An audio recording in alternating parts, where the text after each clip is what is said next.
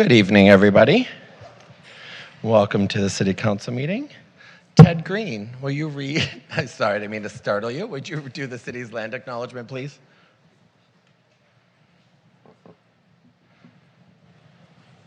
Thank you very much.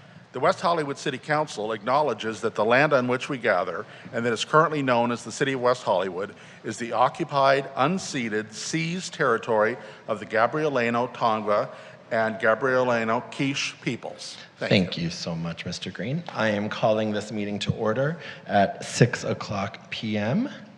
Alexa Steiner, will you please lead us in the Pledge of Allegiance?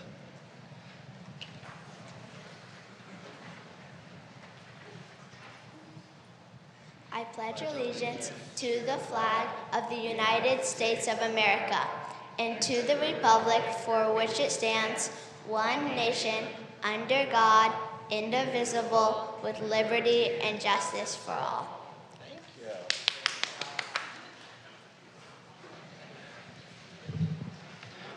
Thank you. Thank you so much, Alexa. And I hope you have a good first week back at school next week. I know, you're shaking your head. Me too. City Clerk, may we have a roll call, please? Yes, Mayor, thank you. Councilmember Heilman. Here. Councilmember Meister. Here. Councilmember Shine. Present. Vice Mayor Byers. Here. Mayor Erickson. Here. We have a quorum. Thank you so much. City Clerk, do we have any changes from staff for the agenda? There are no changes from staff on tonight's agenda. Lovely. Do my colleagues have any changes? I'll go to my left, Councilmember Heilman. I do have some changes, potential. Can we move items 5B, 6C, and 6D to consent? 5B, 6C, and 6D. I'm fine with those. That is 5B is the deadline to remove out zones. 6C is the co-sponsorship of the Circa event, and then 6D is co-sponsorship of Ladies of Courage Festival. Great. Do my colleagues have any other proposed changes? Yes, I'd like to pull item 2M. Pull item 2M. Wonderful. That's a request to name the future theater in the Playhouse. All right. Mayor? Yes, sorry, Councilmember I'm sorry, Meister. one of the items that Councilmember Howman brought up, I think I still want to discuss. I can't remember which one it is. Was it potentially 5B, the out zones? No. Okay. Was it 6C, the Circa event? Is that the one that's a $20,000 allocation? Yes. Yeah, that's the one I'd like You to want keep to do on C? there. Okay, please. so we'll leave that on consent. Are you fine with 6D? Yes. Okay. And then I was wondering if we could pull 2I, which is the pre-approved events for laureates. Sure. All right. 2I. All right, does anyone want to move anything else? Nope. All right, we got a second, motion and a second. We'll go to a vote.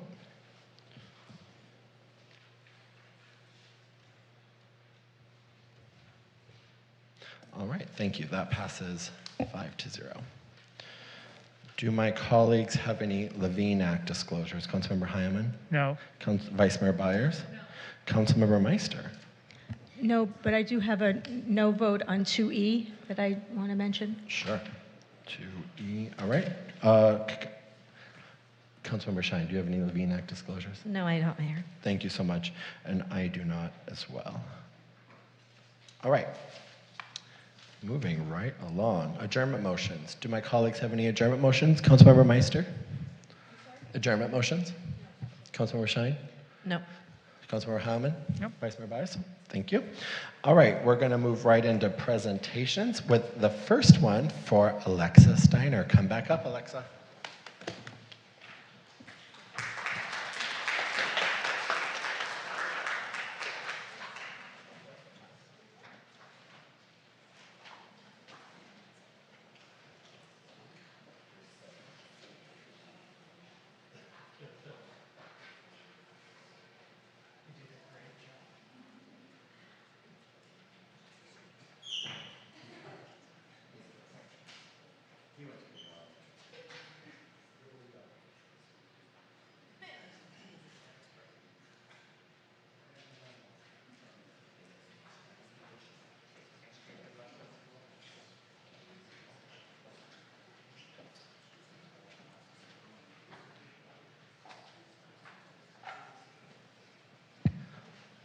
All right.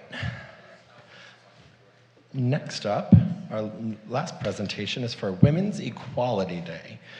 Whereas in 1971, the U.S. Congress designated August 26 as Women's Equality Day to commemorate the 1920 certification of the 19th Amendment to the Constitution, which granted women the right to vote and underscored women's continuing efforts towards full equality. And whereas August 26, 2024 marks the 104th anniversary of Women's Equality Day, and this year is also the 101st anniversary of the Equal Rights Amendment, which was first introduced in 1923 and is still yet to be adopted. Whereas the battle for women's suffrage, which began at the first Women's Rights Convention in Seneca Falls, New York in 1848, lasted 72 years and involved thousands of women over several generations. And whereas the suffragists defied social convention, faced disapproval from their families and communities, and confronted powerful opposition, even enduring arrest, incarceration, beatings, and brutal force feedings to win the women's right to vote in 1920. And whereas Women's Equality Day is an opportunity to honor the unrelenting tenacity and spirit of those who work to secure women's right to vote and highlight the importance of voting rights, civic participation, and continue the ongoing efforts for full gender equality and equal rights. And whereas in commemoration of Women's Equality Day, the City of West Hollywood and its Women's Advisory Board will host the Women's Equality Day Activation, an outreach activity to be held from 6 p.m. to 8 p.m. on Saturday, August 24th at the intersection of Santa Monica Boulevard and North San Vicente, to raise awareness about the status of the ERA, promote the Equal Means Equal Final Impact campaign for the ERA to get published, and provide voter registration and mobilization information. And whereas the City of West Hollywood and its Women's Advisory Board are committed to the preservation and advancement of women's rights over the years and have consistently supported legislation, policies, social services, and community programming that support women. Now therefore let it be resolved that the City Council of the City of West Hollywood hereby proclaims August 26, 2024 as Women's Equality Day in West Hollywood and urges the community to join the celebration. At this time, I would like to invite members of the city's Women's Advisory Board to the dais to accept this proclamation and take a photo. Oh, wonderful. Okay.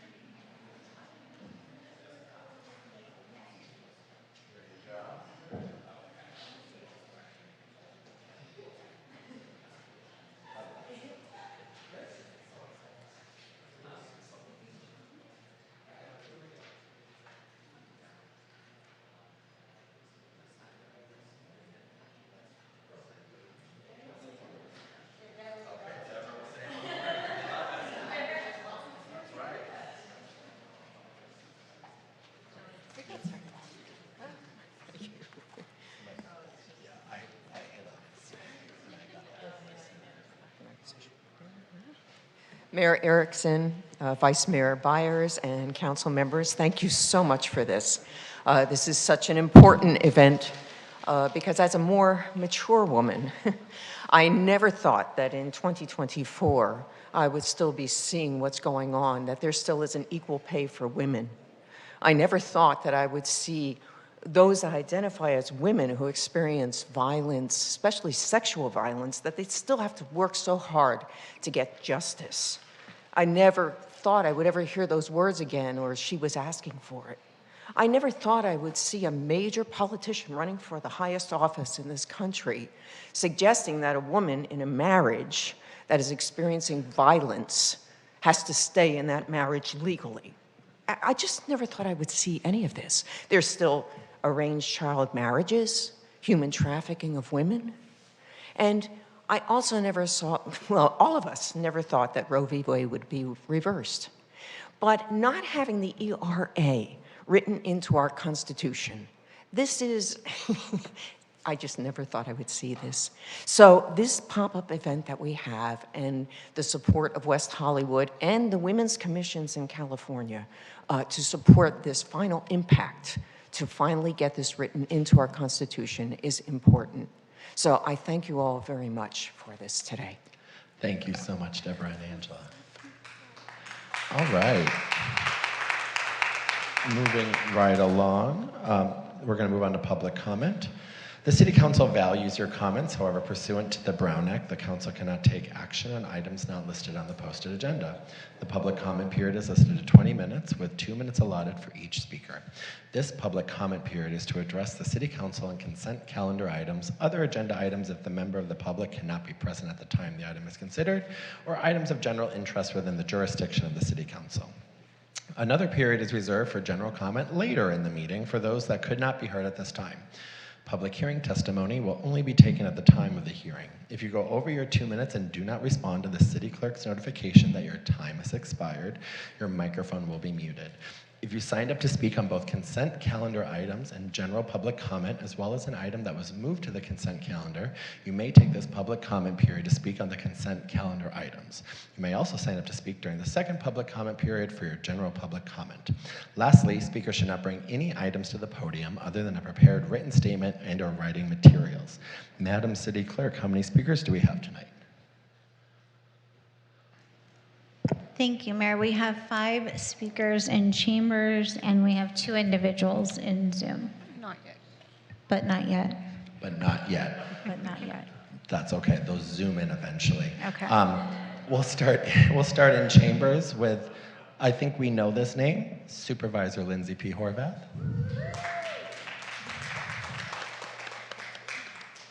Good evening, everyone. It's an honor and a pleasure to be here. Lindsay Horvath, City of West Hollywood. I want to thank you for starting your evening just a little bit early and joining me over at the iconic log cabin, where we were able to make a special presentation. At tomorrow's board meeting, we will have on our agenda to make it official. The county will be investing $3 million in the capital improvement of the log cabin. And in addition to the financial investment, which we know is critically important to the capital project itself, we're also going to be co-locating services from our Department of Public Health. Substance use prevention services will be co-located there. So when people are ready to access service, they will be able to get it right here in their own community. We appreciate the partnership and the leadership that West Hollywood has shown, not only in this area, but in so many areas. We know that West Hollywood is unique in terms of your investment in social services and your commitment to people's well-being. And the investment that the city is making, I know in partnership with the West Hollywood Recovery Center, to not only preserve the log cabin, but make sure that it continues to operate as a wonderful and trusted community resource is so critically important. Actually, a member of my team shared with us last week at our agenda briefing that she met her husband at the recovery center at the log cabin while she was attending meetings there. And I know that it is an incredibly special space for so many people and has been for so many generations. And I'm proud because of your visionary leadership, it will continue to serve generations to come. Thank you very much for your partnership. We're proud to invest. Thank you so much, Madam Supervisor, for that sizable donation. Kevin Burton. To be followed by Brad Kiesler. Good evening, council members. I'm with the West Hollywood Bicycle Coalition. We want to thank the council, city staff for once again hosting a Ciclavia, Meet the Hollywoods in collaboration with the City of Los Angeles. That's coming up on Sunday, August 18th, where most of the day Santa Monica Boulevard will be closed to vehicular traffic, other motorized conveyances for the middle of the day from San Vicente Boulevard, past La Brea, Highland up to Hollywood, and points much farther east. So we invite the entire community to get on your bikes, on your scooter, your running shoes, skateboards, rollerblades, whatever, and to join a group of several thousands of people who participate in this event. And we do want to especially thank staff for having secured a grant from Metro, their Open Streets program, to partially support this event, and again, working with the City of LA, and also using some of the local funds for active transportation from the Measure M sales tax, again, to support this event. So we invite the entire community and all of you up on the days. If you aren't usually here on Sundays, come on Sunday and join the fun. We hope everybody will, and that we should, once again, include our county supervisor, who I know has been to the 2 previous events, hope will be here again, and have a lot of fun at that event. Thank you. Thank you, Kevin. Brad Kiesler, to be followed by Andy Short.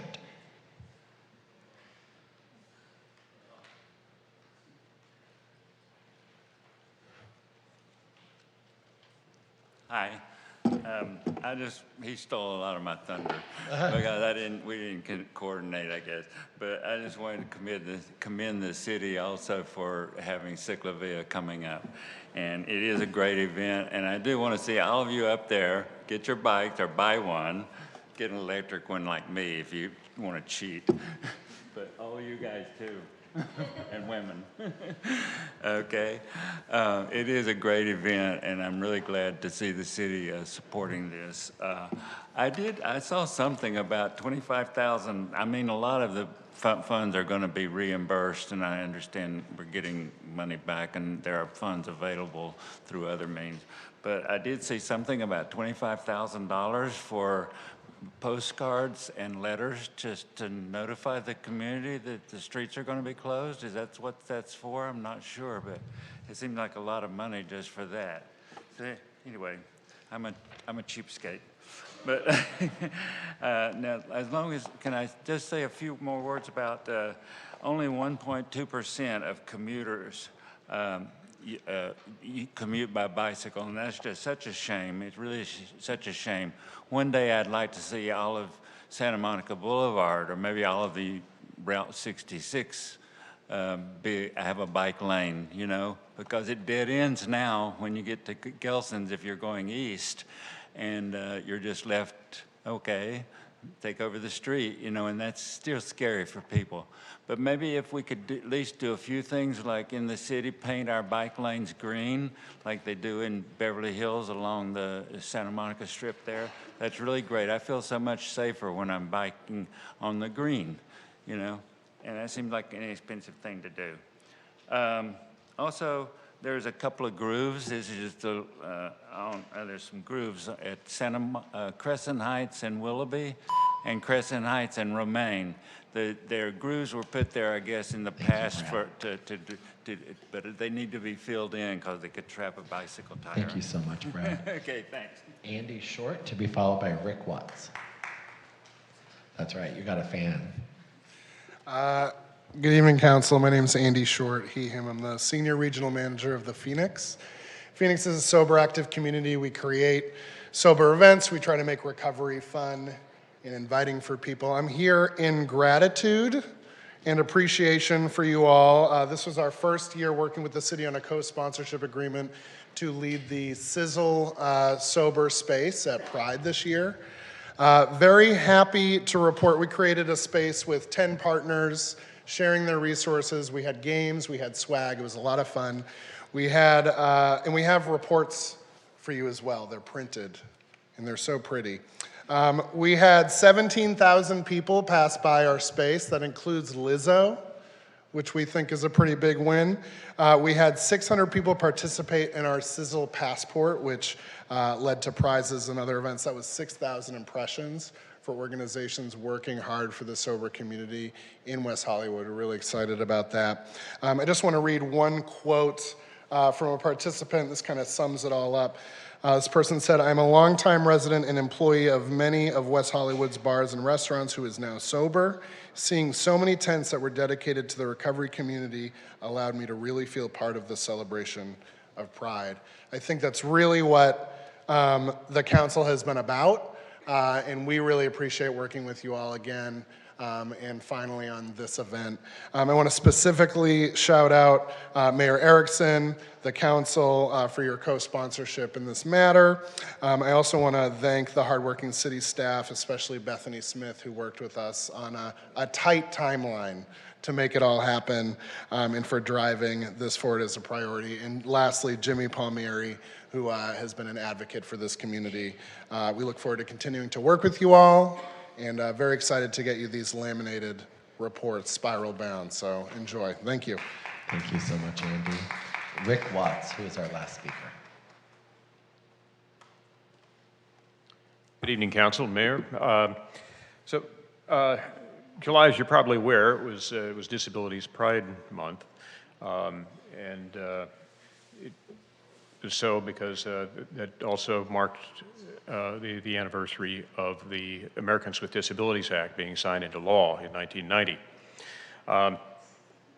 We also will soon be marking in the Olympics the Paralympics, which demonstrates the skills and efforts and trials of athletes with disabilities who will be performing in Paris. All of these things taken together are to help demonstrate that persons with disabilities are capable and deserving of the ability to participate in society, in our social affairs, our business affairs, our economy, and in our government. And to that end, I would like to read a brief excerpt from Attorney General Opinion number 23-1002. The following opinion is now available on the Attorney General's website. Question. Under the Ralph M. Brown Act, a local agency's legislative body must generally conduct its meetings in person at locations available to the public. Does the Americans with Disabilities Act nonetheless require that a local agency's legislative body allow remote participation for a member with a qualifying disability that precludes their in-person attendance at meetings of the body? Conclusion, yes. The Americans with Disabilities Act generally requires a local agency's legislative body to allow remote participation as a reasonable accommodation for a member with a qualifying disability that precludes their in-person attendance at meetings of this body. This duty is a reasonable accommodation and is subject, however, to the Brown Act's requirement that remote participation must be conducted in a manner that simulates in-person attendance at meetings held in person with a location of the public. Thank you. I spoke too soon. Steve Martin, you are our last public speaker. Well, thank you, Mayor, Council. It was great seeing Supervisor Horvath here, and I just want to thank the Council and recognize the county for being such a great ally in regard to the log cabin. I mean, the log cabin has been such a part of the fabric of West Hollywood, and we've had such a long journey with the log cabin, and it's just great to see. It's not just an improvement. In some ways, it's a reinvention, but, the community's needs change over time, but in many ways still remain the same, sadly. On a higher note, tomorrow night's National Night Out. We look forward to seeing everybody. We really appreciate the city's financial commitment. This year, the East Side Neighborhood Watch, we've been sponsored by the Woods, Pleasure Med, and Pleasure Chast, and a number of other businesses. But I have to say, the grant that the city gives really makes these events happen. And I understand that, we on the East Side get more money than most, but you guys might want to consider giving a little bit more money for some of the people who are just getting started, because it's really hard to get money. And I just think you guys have been very, very responsive on that. And then lastly, I'm going to cheat. And I know that 2M has been pulled from the calendar. I do want to say I was delighted that Mayor Erickson made the suggestion. I just think that Andrew Campbell was a delightful human being and did so much for West Hollywood. I do think that if we wait the 2 years, he's still going to be at the top of my list, and you can always remind me to come out and speak. But we may want to stick with the process. But I have to say, it's a wonderful suggestion, and I think the community will really support it. So thank you. Thanks. Are there any more public speakers, Madam City Clerk? No, just want to triple check. Thank you so much. So we'll go to the city. There aren't any on Zoom? No, they never zoomed in. Okay. All right. We're going to go to our city manager's report. Mr. Wilson. Thank you, Mayor. Good evening, Mayor, Vice Mayor, and City Council members. Just a few comments this evening. I know Supervisor Horvath had to leave, but I first want to thank her for her partnership and support for the log cabin project, and look forward to the full board of the county supervisors approving the financial support for that important project for both the city and the sober community. I also want to congratulate Yelena Orloff, a longtime city employee who will be retiring this week. Yelena is a rent stabilization information coordinator that has been with the city for 25 years, and I just want to wish her the best and thank her for her dedicated service to the West Hollywood community. As we've heard from some of our public commenters, tomorrow is National Night Out. There will be events from 4 to 9 p.m. throughout the city. There are 9 community events designed to meet your neighbors and public safety partners. For details about the events, please go to www.weho.org/NNO. And Metro has released its draft EIR for the K-Line Northern Extension as they study 3 routes for underground rail through Mid-City and WeHo. The 45-day public comment period will last until September 5th, and we are encouraging community members of the public to submit public comments supporting the San Vicente Fairfax route, riding either to Metro or going into those public hearings. Community members are invited to attend an upcoming meeting to review parking considerations and provide feedback on the proposed changes along Vista and Gardner as part of the Willoughby, Vista Gardner, and King's Design Concept Plan. That meeting will take place on Thursday, August 22nd at 6 p.m. at Plummer Park in the Community Center rooms 5 and 6. And then lastly, the city has a new resource called Get Involved, a guide for civic involvement, which includes information about ways to stay informed, get involved, and participate in public meetings. Please contact the city clerk, and we have some of those brochures in the back as well. Thank you, Mayor. Thank you so much. Madam City Clerk, what is the fiscal impact of the consent calendar? Thank you, Mayor. The fiscal impact on tonight's consent calendar, with the addition of items 5B and 6D and the removal of items 2I and 2M, is $3,024,022 in expenditures, $657,600 in revenue, and $42,187 in waived fees. I see that there is there was a motion and can a we second. yeah, there we go. There you go. So there's a motion and a second to adopt tonight's consent calendar.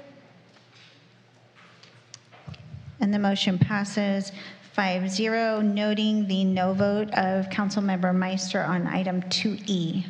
Thank you so much. Moving right along, we're going to move on to our first item, 5A, strategy for leasing of city-owned real property. Helen, take it away.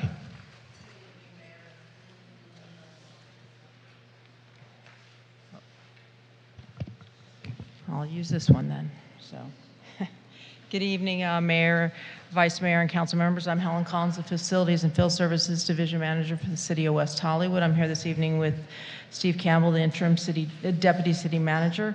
Per the council's request, staff is here this evening to present a proposed leasing policy for the city-owned facilities. The proposed policy is based on input from the Public Facilities, Recreation and Infrastructure Commission, better known as the PFC, and best practice from a number of other cities. There are 11 existing facilities with 24 separate tenants with operating agreements or leases within city facilities currently. The proposal that was provided to you in your packet, sorry, my computer's not cooperating, outlines the city real properties which are available, but also the proposed policy and strategy provides a guide to city staff in the process of leasing city space. The priorities for leasing include city use first, of course, which includes office space for our staff and other city operations, as well as community contracted service providers, community service providers, and then retail for profit spaces. Staff is here this evening to take input from the council and answer any questions you may have. This again was this is a proposed policy that staff has brought forward. We definitely are open to any suggestions the council may have this evening to set up a policy that would be consistent and allow us to move forward when spaces do become available. Are there any questions from council this evening? Thank you. Do we have any public comments? No, Mayor, we do not. Great. Councilmember Howman, do you want to start? Yes, I actually have concerns about this. I really appreciate you kind of thinking about this in a comprehensive way, recognizing that we have a number of facilities that we can rent out to either nonprofits or to for-profit businesses. I'm a little bit concerned about what you brought forth in terms of this priority and hierarchy of uses, because I think in some instances that hierarchy makes a lot of sense, and in other situations it doesn't. For instance, the parking structure on Santa Monica and Kings that we just leased out to Barry's Boot Camp. That wouldn't be in the priorities. It would be, we would have to first lease to a city facility or city use, then a nonprofit, et cetera. So I think in trying to come up with this comprehensive policy, you maybe have created sort of a one-size-fits-all, and it's not really appropriate for certain facilities. I mentioned to Steve that if we were to develop one of the parking lots on Sunset, I don't think having nonprofit use in the ground level really makes sense. We would prefer, at least I would prefer, more street activation than a nonprofit tenant. So I support the idea here, but I think it's maybe what we should do is just say, you know, these are potential uses, but there's no necessary hierarchy of which ones are necessarily the appropriate ones. Each facility is different, and the community needs in each location are going to be different. So that's my reaction. Great. Councilmember Meister, do you have any questions or comments since we have no public commenters?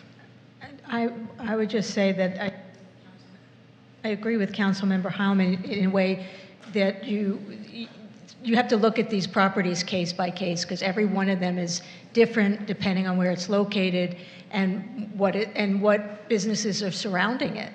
But I'd also like to add that on the Santa Monica, where you're looking at moving WeHo Cares to, there's the other suite. Correct. And I've said it before and I'll say it again, I think you should look at block by block being in the other suite so that we have, so that they have their east side location, they have their west side location, and then they would have Center City. Thank you. Can I Sure. just before, and so I think maybe we just weren't clear in the staff report. I mean, we will look at each property on a case-by-case basis, and we use the priorities to decide if it's a good fit. So we look to see if, let's say, the Barry's Boot Camp is a good fit for a city space, and if it's not, then we move down to the next thing. But it doesn't limit us to just doing something within that order. I mean, we could still. And that's why it has those various things, because there will be some properties that are more suited for retail and not for city use or nonprofit use. Thank you. Councilmember Shine? Thank you. Thank you, City Manager, for clarifying. That's actually how I understood the item too, and I appreciate the priorities. I'm actually in support of this because of the statement of values that we're putting out with these priorities, but I also like that we're going to look at it on a case-by-case basis, because it is right that different properties will have different, more positive utilizations. And I actually agree with Councilmember Meister, having a center city block-by-block presence would be very beneficial.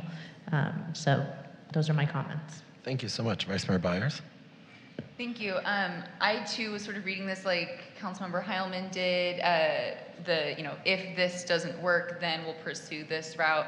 And in hearing City Manager's reflection on this, it feels valuable. I guess from my mind, the decisions around the best use of space come down to City Manager, not necessarily Council. So you're hoping from us some sort of guiding document that'll help make those decisions without getting to a scenario where, say, the block by block doesn't end up in that second suite and we're coming back here and sort of debating that, but rather this is about you being able to take something that helps you sort of figure that out.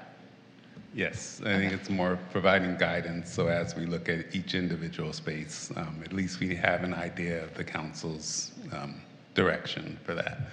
But ultimately, the spaces will be decided by myself and staff. Great. Councilmember Heilman. Not to disagree with our esteemed city manager, but I'm looking at the staff report, and it says, after consideration of the priorities above, retail revenue generating opportunities will then be prioritized for ground level commercial spaces. So it definitely suggests in the staff report that there is in fact a hierarchy, that first is city use, then city-funded nonprofit, and then after that, nonprofits that aren't city-funded, and then after all of those priorities, revenue-generating commercial. So what you said tonight seems to suggest that these are just things that we can look at, all of them, but there isn't necessarily a hierarchy. Yes. Yeah. Okay. All right. With that understanding, then You're I'm comfortable? All right. I have nothing to add. Would you like to make a motion, Councilmember Heilman? I'll move the item with the discussion and direction that's been given. Great. And before I hit my vote, I agree with Councilmember Shine on a Center City block-by-block location, and as agreed upon by Councilmember Meister. So I have a feeling City Manager Wilson will take that and fruitfully make it happen. Thank you.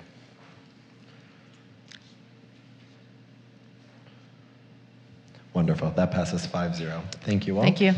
Thank you. All right, 5B was moved to consent, and 5C, placement of a general tax measure on the ballot for the November 5th, 2024 municipal election to enact a supplemental general transaction and sales tax at the rate of 1/4 cent that will only take effect if a future district sales tax within the county qualifies for a ballot and is enacted. That is a very long title. I will turn it over to, I believe you, Mr. Wilson? Okay. Thank you, Mayor. Good evening, I'm David Wilson, City Manager. This item is placement of a general tax measure on the ballot for the November 5th, 2024 general municipal election. With me is Richard Bernard from FM3, who's going to present the survey that the City Council approved us conducting over the last couple of weeks, looking at a tax measure. When we came to the City Council at the July 15th meeting, we were proposing a ballot measure that would go into effect on October 1st, 2027, when Measure H was set to expire. Based on input that we've received since then and the survey itself, we now have come up with a new ballot question and a new proposed measure. Basically, this is a preemptive measure that would only go into effect if another taxing jurisdiction or entity were to place and pass a sales tax that is effective in the city of West Hollywood, so that the city of West Hollywood would receive those taxes first before any other jurisdiction. And so I'll have Richard Bernard give the presentation of the survey. And that was the ballot question, I'm sorry, that's on the screen. That was the current ballot question, which is different than the ballot question that Richard Bernard will talk about in the survey. Thank you. And I'll turn over to Richard. Thank you, City Manager. Mayor, Vice Mayor, council members, staff, I want to thank you for inviting me to present the results of the recent West Hollywood voter survey. We conducted the survey between July 17th and the 24th of this year, so very, very recently. It was a dual mode survey, which means a random portion of the respondents took the survey online and a random portion took the survey on the phone. We interviewed a random sample of 440 City of West Hollywood registered voters who are likely to vote in a November 2024 election based on their past voter history or if they've recently registered to vote. We didn't want to be too onerous on respondents, so for some questions we asked it of everyone. There the margin of error is plus or minus 4.9. In certain circumstances, we took a random half the sample and asked them some, and a random sample the others, and there the margin of error is a little under 7. We contacted folks by telephone, email, and text, and we've had the privilege of conducting surveys for the city in the past. There's going to be some data that I'll be tracking in this presentation, and we provided the survey in English, Spanish, and Russian, and if you're very quick on math, and see that something doesn't equal 100%, maybe 101 or 99, I blame that entirely on rounding. We began early on in the survey by asking conceptually if they even think that there is a need for additional funds for the city to provide the services to its residents. And we gave them the option of great need, some need, a little need, or no real need. And as you can see, at least 63% of the respondents said there was at least some need for additional funds, with about a third saying great need. I looked back at the survey that we conducted in June of 2020, I would say the pre-Measure E survey, so similar time period in 2020. And we asked that same question, and interestingly, in spite of the fact that Measure E has passed, the numbers are statistically very similar in terms of the perception of the need in June of 2020 on the left-hand side and the current July 2024 results. We asked them then a ballot question, working with legal counsel, and based on what the city manager said, the final question has been tweaked based on some of the survey results and some of the input from others. The survey asked whether voters would approve the authorization of a quarter-cent sales tax taking effect on October 1st of 2027, and it would generate approximately $5 million. After folks heard this, if they were on the phone or if they read it online, we asked them if there were an election today, would you vote yes in favor or no to oppose? 58% said they would vote yes in favor, 36% no to oppose, and 6%, at least for just hearing ballot title and summary, were undecided, and you could see the variations in terms of the intensities of the level of support and opposition. I looked back to the June of 2020 survey and saw that that definitely yes was as modest as it was at the time of the survey, and I'll remind you, Measure E passed in November of 2020 at 72.59%. We then asked we gave them a series of possible uses of the funds. As you know, it's a general purpose measure, so you can't guarantee where the money can be used, but we worked with staff to understand council priorities and community priorities, and we said to the folks, regardless of whether you support the measure or not, how important would it be to use this, to include this provision or use of funds in the measure? We gave them the option of extremely important, which is a dark blue, very important, which is a mid-color blue.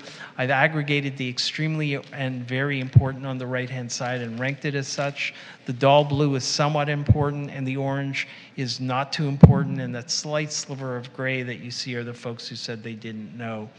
And then because I've ranked it in terms of priorities, it's a good opportunity for the council to see that many of the priorities of council are consistent with the priorities of voters, certainly of likely November 2024 voters. The lead items are keeping public areas safe and clean, responding to crimes and thefts, addressing homelessness, and retaining and attracting local businesses. It was this information that helped inform some of the drafting of the ballot question that you are going to deliberate on tonight. And as you go down the list, this is a public document, and I believe will be available to the community. You could see other items like maintaining streets and maintaining public safety patrols in residential, commercial areas are also highly valued. Sort of second tier, but I don't want to minimize 71% in terms of extremely very important, is issues related to affordable housing. And then the final slide sort of bears out things that are yet still important, but not as important as the leading items 2 slides below. Finally, as you know, the city cannot advocate, but they can educate. So we introduced a series of educational statements. We randomized it as we did the previous list. And we said after each one, tell me if it would make you more inclined to vote yes on the measure. If they said they would be more inclined to vote yes on the measure, we asked them, is that much more inclined, which is the dark blue, or somewhat more inclined, which is the bright blue? And I've aggregated and ranked the total more inclined on the right-hand side. The words in the parentheses are just the themes of the messages, so I don't have to read 6 messages to you and the audience. But suffice it to say, many of these messages scored quite well for a 50+1 measure. The message about reducing crime, the fact that it would be important in any measure to include strict accountability, and that this would provide local control. The money would come back to West Hollywood and would not go to another agency, and Sacramento could not take the money away. We tested a few other messages, and then we re-asked the ballot question that you saw earlier. The left-hand side is the initial vote with just ballot title and summary, which was 58-36, after telling them what the money could be used for and giving some education of why this might be important. Support rose 4 points overall, and the intensity, the definitely yes, increased 5 points from 33 to 38%. In conclusion, similar to the June 2020, just prior to Measure E, at least 6 in 10 perceive that the city has a need for some additional funds. Initial support for the proposed measure is above the simple majority threshold and above the margin of error for passage. After education, support increases 4 points from 58 to 62 and remains above the threshold needed. The budget priorities include keeping public areas safe and clean, responding to crimes and thefts, addressing homelessness, retaining and attracting local businesses, maintaining streets, and local control of future revenue that cannot be taken by other government agencies. Slightly more than 6 in 10 react favorably towards the measure, hearing that a measure like this would redirect these tax dollars to West Hollywood rather than other government agencies taking these funds instead. This type of measure is potentially viable. However, in this polarizing environment, which includes anti-government sentiments, success is never a guarantee. And with that, I would be happy to, I think the city manager wants to continue. Okay. Thank you, Richard. So again, this is the measure that you are the ballot question that you're actually considering this evening on the screen now, and basically I'll read it. West Hollywood Local Control Public Safety Measure. Shall the measure providing funding for general services, including keeping public areas safe and clean, preventing and responding to crime, retaining and attracting local businesses, addressing homelessness by redirecting to West Hollywood a 1/4 cent sales tax if a future district sales tax within the county qualifies for a ballot and is enacted, generating approximately $5 million annually in locally controlled revenue for West Hollywood residents until ended by voters, requiring audits, spending disclosure be adopted. So that's the measure that's being considered. And then last slide, just want to go through some of the key points for your consideration. Again, it redirects that $0.25 of funding to West Hollywood rather than another government agency.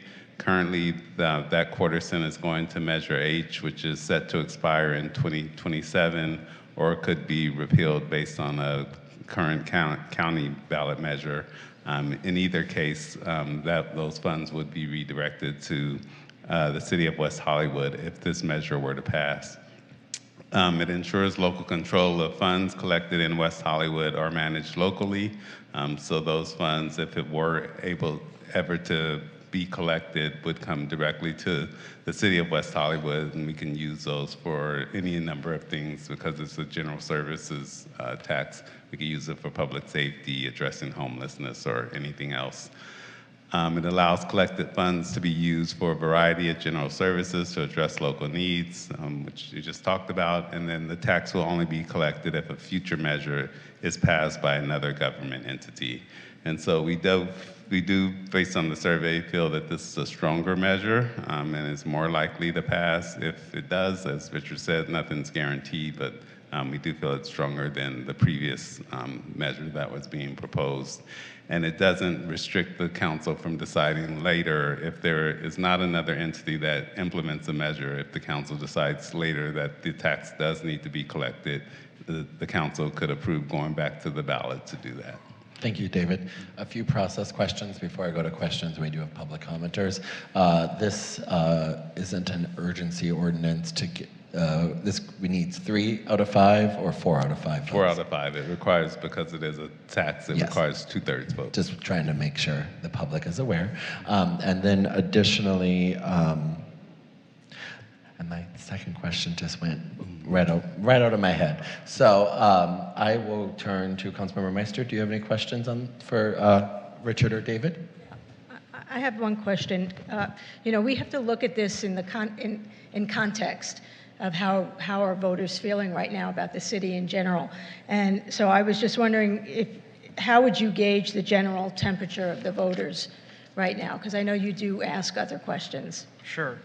I think voters are concerned about the direction of the city, particularly along the lines of the items that scored high: safe and clean, homelessness, issues related to crime. Councilmember Shine, do you have any questions? No. Councilmember Hyman? Yeah, and I just want to make sure I'm clear on what is being proposed here. Right now, there's a cap on the amount of sales tax that the city is allowed to impose, or the county. So there's a total cap, and the county is looking at possibly repealing one measure and enacting another measure that would essentially take away a $0.25 that we would be allowed to impose. Or they may do that at some point in the future. So this is really kind of preempting their ability, or any other government entity's ability, to take this $0.25. Yes, and it only relates to the statutory limit. So the measure that the county is imposing now, the half-cent sales tax, would not go against that cap. And so that leaves this $0.25 available. Okay. If the way this is written, the tax would not actually go into effect and be collected unless some other governmental entity tried to take that $0.25. Correct, yes. Okay, so what we're doing is essentially, if this is put on the ballot and the voters pass it, we're giving the voters the opportunity to ensure that that $0.25 will remain in the city of West Hollywood and will be allocated by the city rather than some other governmental entity, the county or a school district or some other governmental entity. Yes. Okay, thank you. Thank you. Vice Mayor Byers, do you have any questions? I remember my second question. It's a 50% plus 1, right? It doesn't need 2/3? Yes. Thank you. Yes. For the measure itself, you're referring Yes, to. I'm just trying to make sure people are aware of this item. All right, let's. 2/3 of the council. Yes. Yes. 4 of us, if this is going on the ballot, have to agree, and 50% plus 1 of the general voters have to pass it. All right, we're going to move on to public comment. Ted Green, to be followed by Mark Edwards.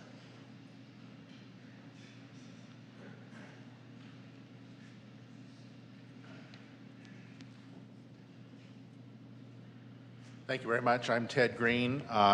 As of this summer, I've lived on Holloway Drive for a mathematically impossible 19 years.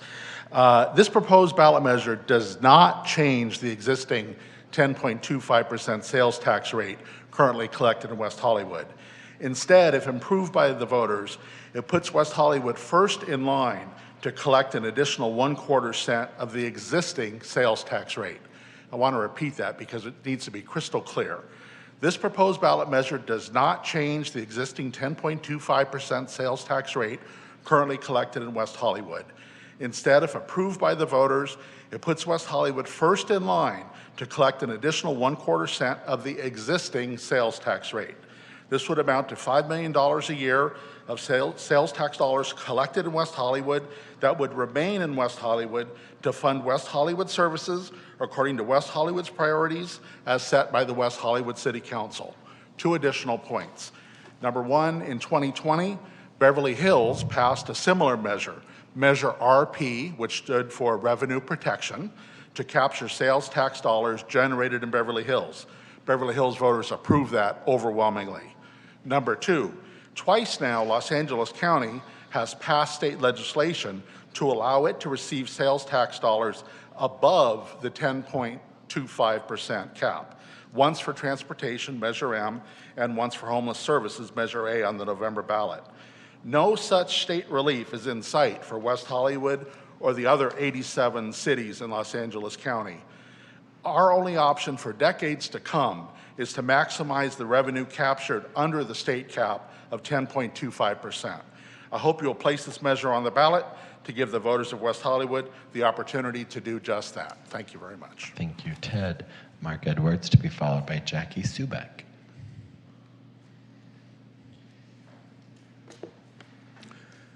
Mayor, Vice Mayor, council members, staff, it's an honor to be here. I'm a resident of West Hollywood, and I am here to advocate for the tax. Normally, I would find myself in a position to be very skeptical about any proposal to ask the voters for funds. Because the first question is always going to come up is, are they good stewards of the money? What are they going to do with it? I used to work for the Los Angeles Homeless Services Authority, and we worked on the 10-year strategic plan, and this was in 2006. And I had to go around and I had to ask all the cities, all 88 cities, what are they doing for homelessness? What are you doing around anything around social services?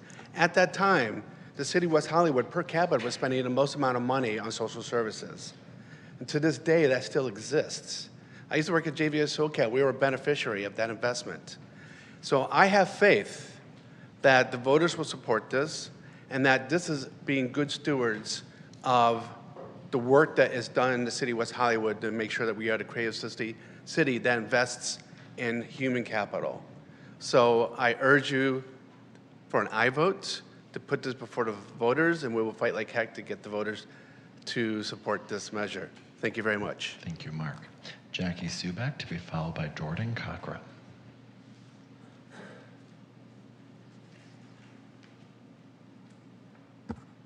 Hi, good evening. My name is Jackie Subek, resident of West Hollywood. Given the clarification, thank you, Ted, for understanding that that West Hollywood tax rate will not increase.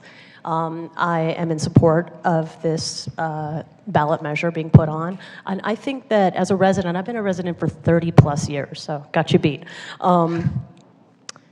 And I gotta say that I'm gonna put clean. Of all the uses that you talked about, that where money can go, I'm gonna focus on clean because I've noticed, and obviously given the homelessness rate here, things are gonna change, but it is not very clean anymore to walk around West Hollywood. And when you have a dog, you really notice because you're out on the streets. And so I wanna just say that I think that clean is something that we as a city can aspire to get back to. And to add on to that, when we're talking about education, I just want to say that I think that we need to train people and teach people in the city about food scraps and the green bin. Nobody has a clue what to do with it. Nobody's doing it, and I know it's a real program. And we haven't put any money into it, I don't think. So I'd like to just throw that into the hat for some possible use for that future money that may come. So I am in support. Thank you. Thank you, Jackie. Jordan Cockrum, to be followed by Steve Martin, who was our last speaker in chambers, and then we have one on Zoom. Good evening, Mayor and Vice Mayor and City Council and City staff. Thank you so much for everything, and thank you for all of the research you did on this initiative.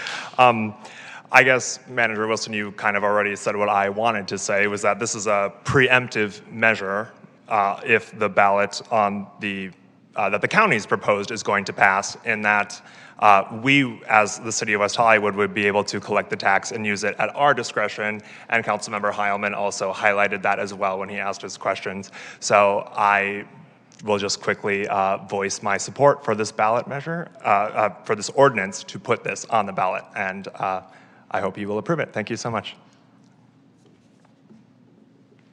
Thank you. Steve Martin, before we go to Zoom.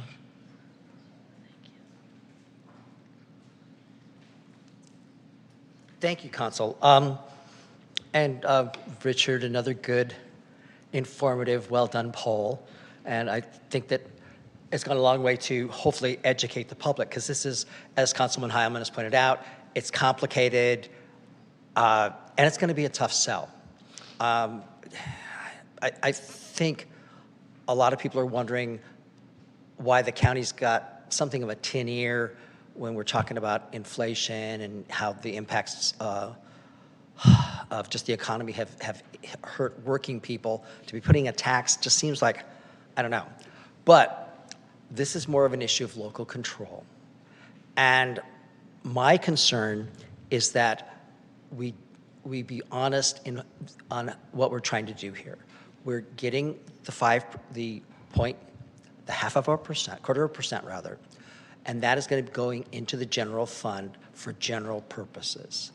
I think if we call this if we label this as a public safety measure, it is going to come back and bite you in the ass, because it's not going to be in a lockbox for public safety, and it probably shouldn't be. But if you decide to call it that, people are going to be coming up here and say, well, you spent it on this, you spent it on that, you didn't spend it on what you said you were going to do. So all I would say is trust the residents to have some common sense and don't play politics with it. I know that might seem like the right thing to do to get people to the polls, but this is not a public safety measure. It can help public safety, but it's not a public safety measure. And I think if you trust the public, we'll have a good result. And I want to thank, what Mark said and Ted Green were all really helpful. And I just think we're going to need a lot more public discussion of this in a very short time. Thank you. Thanks, Steve. Nick Roybal.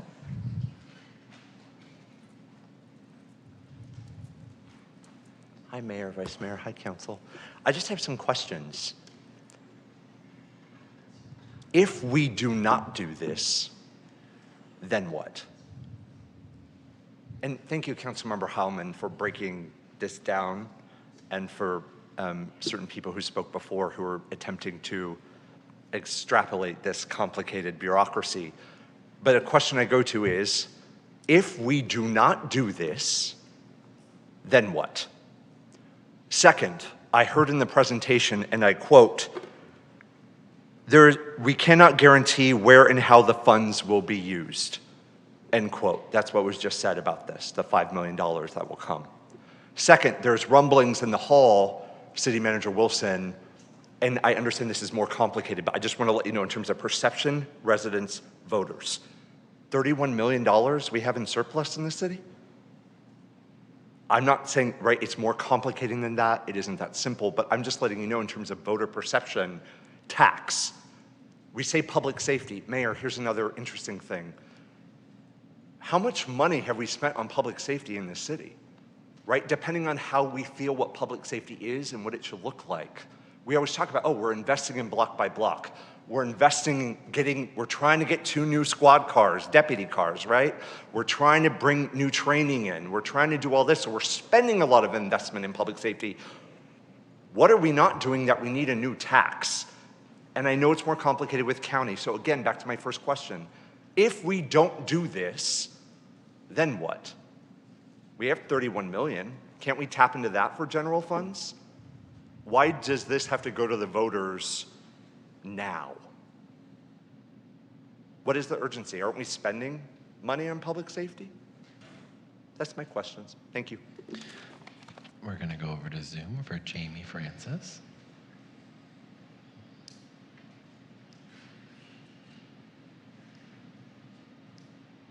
Just wanted to, I wanted to emphasize the fact that many people are tax burdened already when it makes daily purchases or going shopping or paying bills and expenses.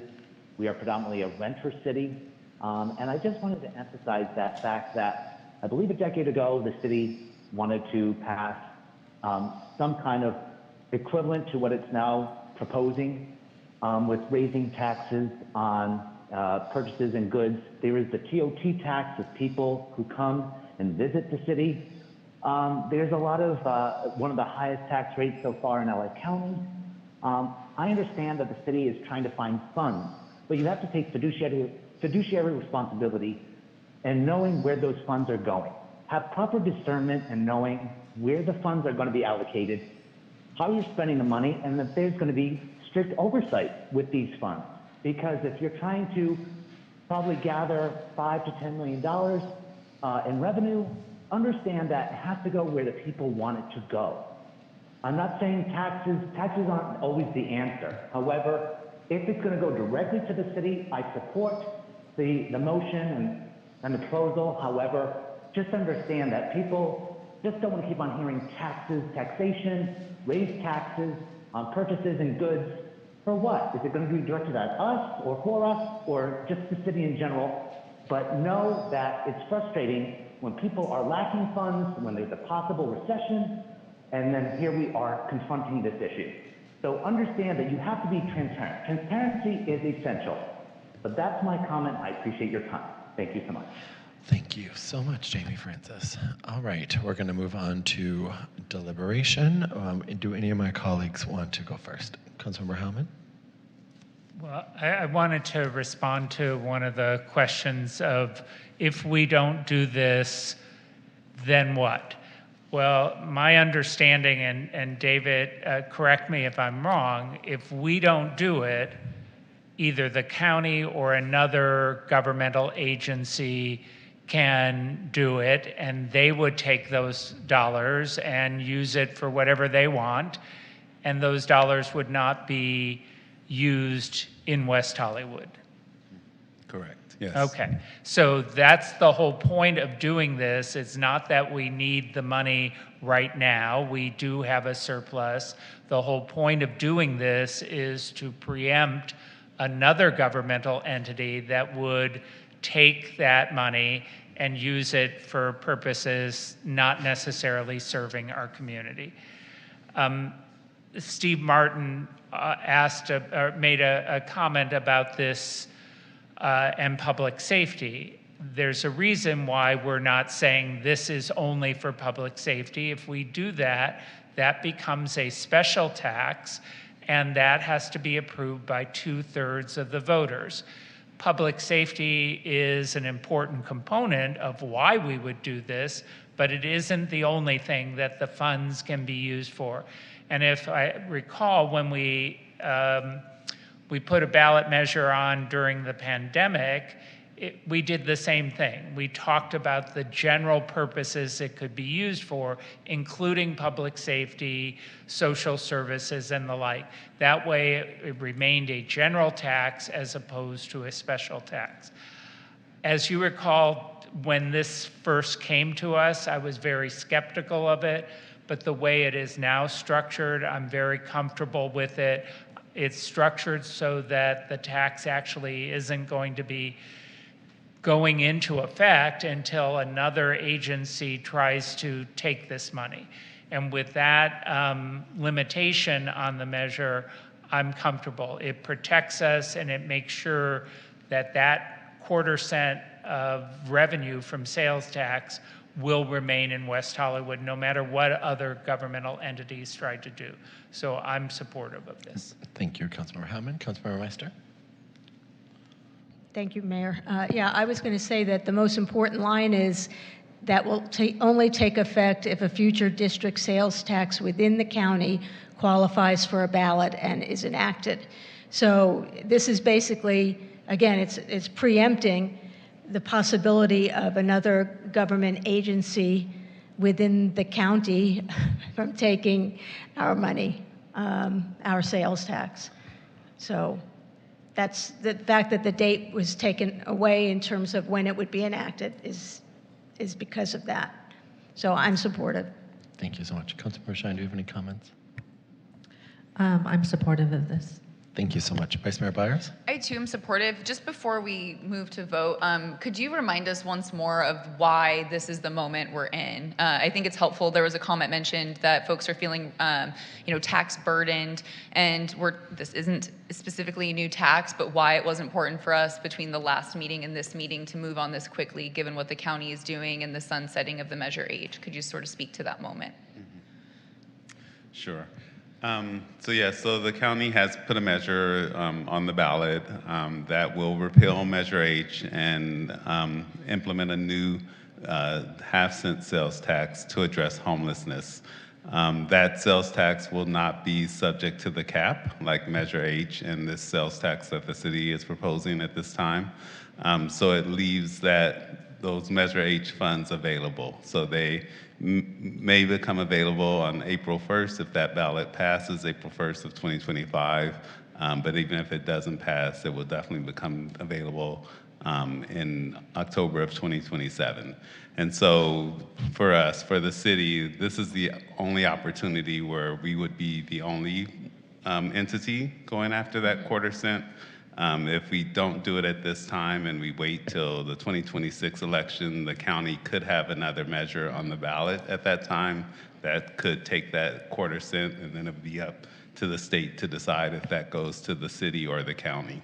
Well, I really appreciate staff's stewardship and financial responsibility and paying attention to all the various things. And I know we all moved really quickly, and that can cause a lot of concern for the community, but it feels like we're really meeting the moment and ensuring that we're doing the most to protect our city should that happen. So I fully support this and appreciate the work on it. Thanks. Thank you so much. Richard, I want to follow up on a comment one of my colleagues made. You know, you've been doing polling a long time. I won't say how long. But do you feel that individuals that you've polled are just getting tired of being taxed on homelessness issues without seeing results? Is that part of the decrease? Because I remember the 2020 survey, the 2022 survey, and this, and when I talk with individuals in our community, I explain what we're doing, the amount of money we do and put into all of the programs that we do. But, it's a regional problem, but do you feel like voters and I'll just say general people that you speak to on these calls are just tired of not seeing the results that they're hoping that these taxes go to? Well, I'll speak for the West Hollywood data. When we isolate the individual elements that the money could be used for, homelessness rises to the top. 88% said that's extremely or very important, that some of this money goes from this potential measure, goes to that, to address that issue, with 68% saying extremely important. So if you put it in the West Hollywood context, perhaps anecdotally, people are saying that, but the quantitative data that can be generalized over at least likely November 2024 voters suggests they want more resources to it because clearly there is a need. Thank you so much. All right. Is there a motion?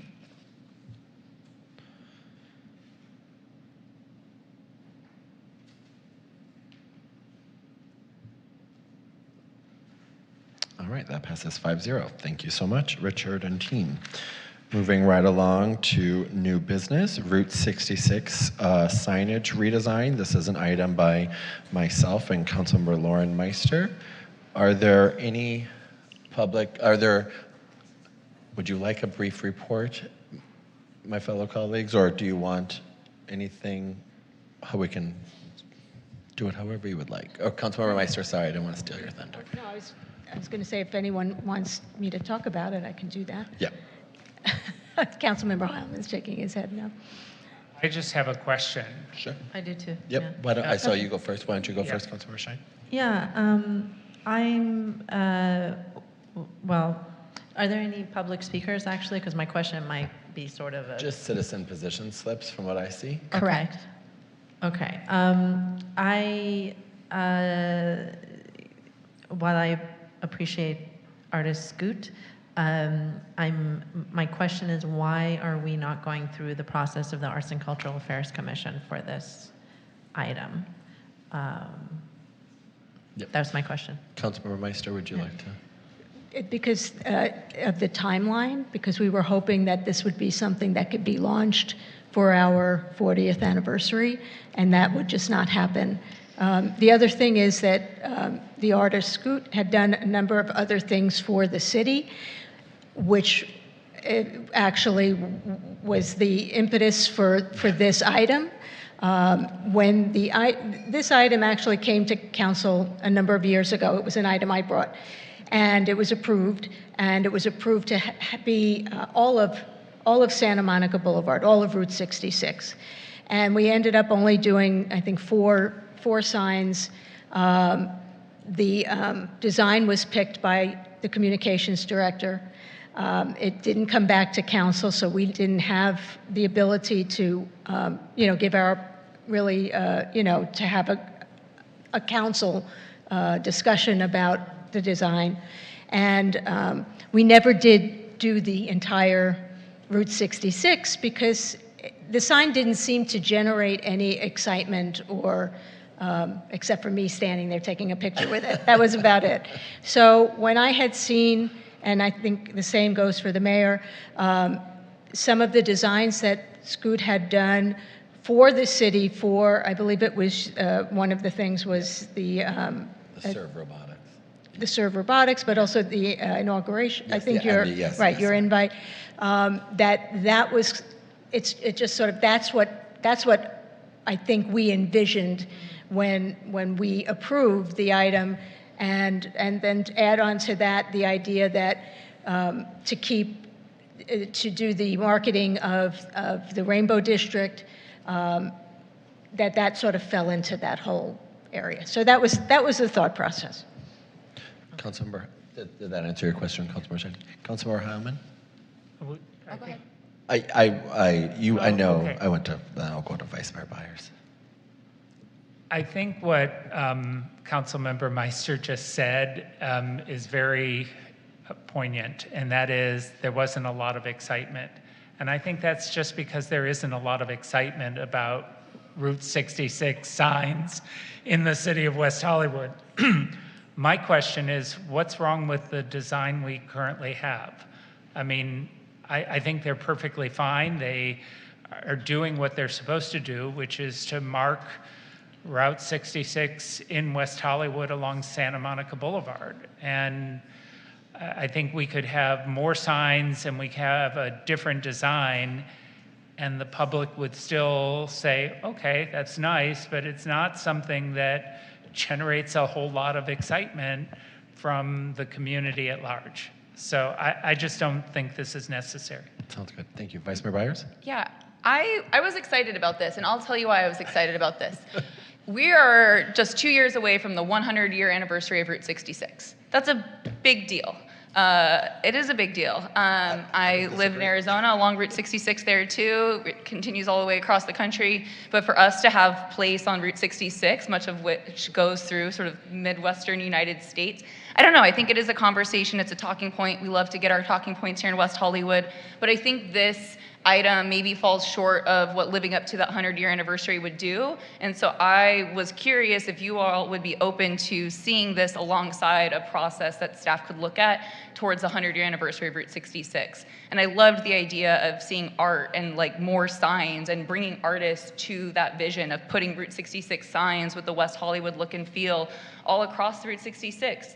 But if we can aim instead maybe towards the 40th anniversary and that 100-year anniversary of Route 66, when up and down the highway there will be events and moments, and maybe we can do something for our own thing here in the city of West Hollywood in 2026, and have this art be a part of that. So I'm supportive of the idea generally, but I don't know that I would support this item tonight because I think it falls short of a bigger vision that could elevate this moment, this opportunity, and the art that comes with it in the best way possible, and without sort of putting so much into the 40th umbrella. So if you're open to that idea and letting staff take it back and rework it and think about how to bring this back under the 100-year anniversary, I would be really supportive of that. Yeah, absolutely. I mean, had I realized it was 100 years, definitely. And because we did celebrate, I think it was the 90th, and a lot of people were excited to be at that party that we had for the 90th anniversary. And then I would also suggest then that we would have time to do a competitive process. So if Arts wants to do it the way they usually do it, then so be it. It's your item. I wanted to make sure you're good with that suggestion too. I'm fine with that suggestion. I would like to move forward with the direction given in the item with the additional direction of adding on supplemental 100th anniversary. I had no idea. The 100th anniversary Route 66 items. I would be shocked if something else wasn't fabulous happening around that time because it seems like it's such an iconic street. But it sounds like you would like this to come back at that point. Okay, I won't be supporting that then because I would like this item to go forward. But if that's the will of the council, then that's fine by me. Mayor? Yes. Can I just read the citizen position slip into the record? Sure. Thank you. Scott Schmidt submitted a citizen position slip in support of this item. Thank you. Sounds good. Councilmember Shine. Yeah, I actually agree with Vice Mayor Byers. I would like to see this come back as a broader vision planning, and if it's to get done by the 40th beforehand, it gets split off, and then there's more of a big thing, that's fine too. I think we still have enough time. This won't be done by the 40th. It's impossible to be done by the 40th. Yeah. So are we talking November of this year? Yes. When we say the 40th? Yeah. Yeah, I mean, if we come back, the earliest we'd come back is September, because next meeting is focused just on a single project. Yeah. I don't know that this November, we could certainly do it by the end of the 40th year. I don't know when the 100th anniversary is, but I don't think we're going to make the 40th anniversary, the city's 40th. Vice Mayor Byers is looking up the 100th anniversary date. Councilmember Meister. Yeah, again, if we can't make it by then, and that was the reason that we picked the process that we picked, was because we thought it would make it go a little faster. But if that's not the direction that the council majority would want, then I'm fine with, again, going back to the arts process. Right. Look, Scoot is very talented, and I'm sure that, I can't imagine him not participating in that process as well. And so I'm fine with that, and just making it go forward with the goal of that 100th anniversary. It's November 11th, 2026 is technically the 100-year anniversary from the staff report. Wonderful. Councilmember Heilman. I was going to try to make a motion that we refer this to staff with direction to look at a normal process for designing the signs, going through the arts process, and come back with recommendations on how that can play into a bigger celebration of the 100th anniversary. Sounds good. Sounds like a motion to me. Is there a second? Wonderful. Oh, she is very fast. Vice Mayor Byers she trains.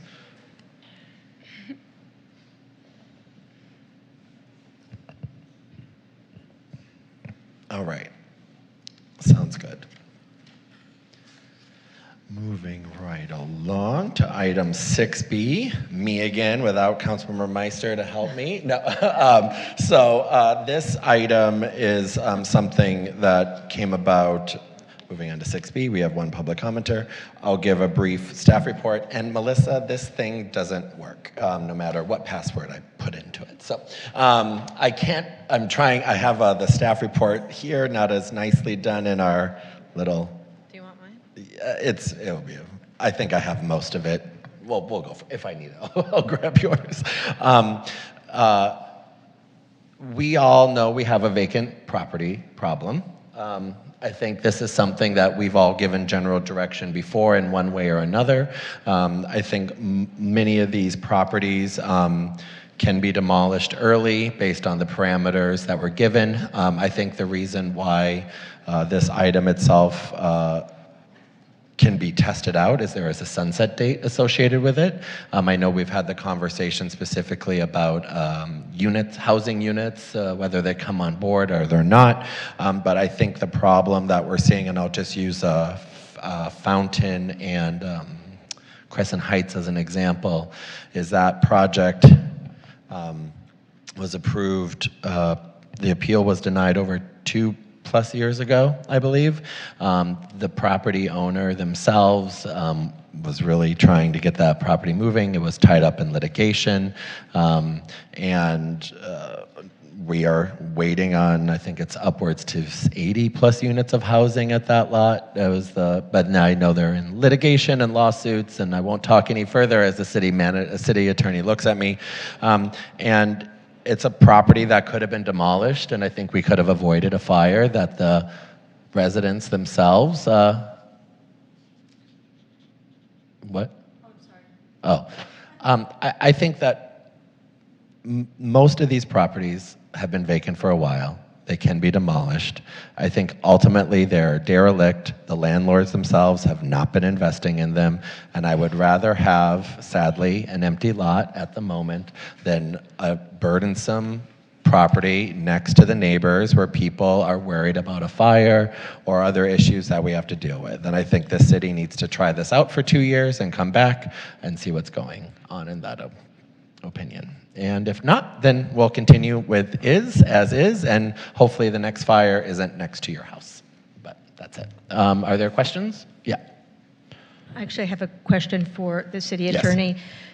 Lauren, if a property is in litigation because someone is, trying to get the project stopped, they couldn't just demolish the property, could they? I mean, it's possible they could ask to do that, but then there would have to be a stay or whatever it is. Legal people say. It's something that potentially could be done at the developer's risk, but most developers choose not to go into the building permit phase of their project until the case is completely resolved.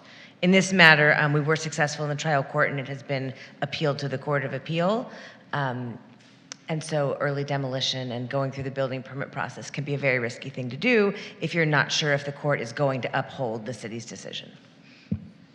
Thank you. Do any of my other colleagues have questions on this item? Councilmember Heilman? Well, it's not a question for you.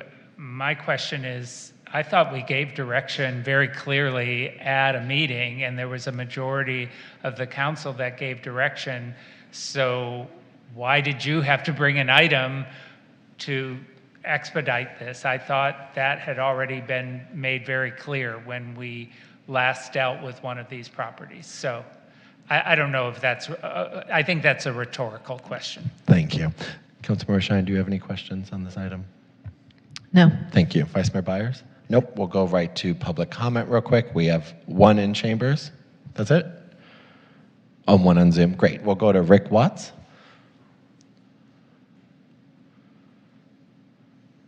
Thank you, Council. Rick Watts, City of West Hollywood. According to the staff report, there's some, I think the list is some 53 properties here in West Hollywood that are problem properties. And at the rate that they're being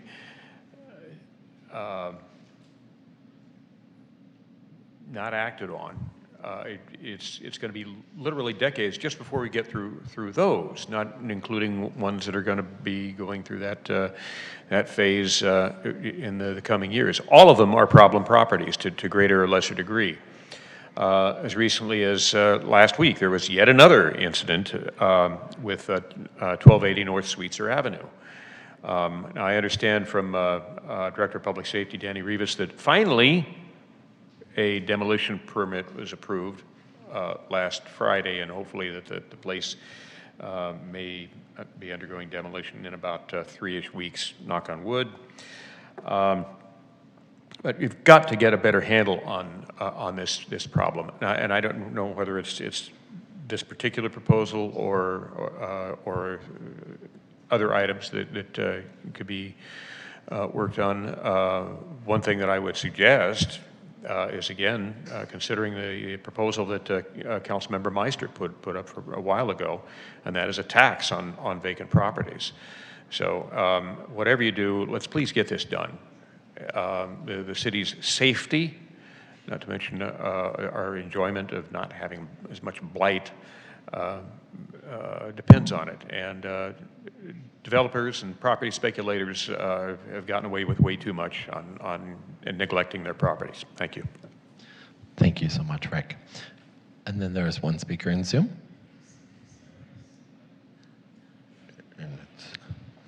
Jamie, go ahead. You're our next speaker. Thank you so much. Thank you, Council. I just wanted to emphasize what the previous speaker spoke about, that a lot of these properties have been vacant for many years, and they become more of a liability than anything, and more of a safety issue than anything, because fire danger, and as we saw in the past in reports, there have been arsonists that happened within the Hollywood West and West Hollywood area. That's very scary because some residents can't afford, if they're fixed income or they live in rentals, they don't have fire insurance. And as you see, a lot of these insurance companies no longer provide fire insurance. So you have renter's insurance and fire insurance. So it's very, hello?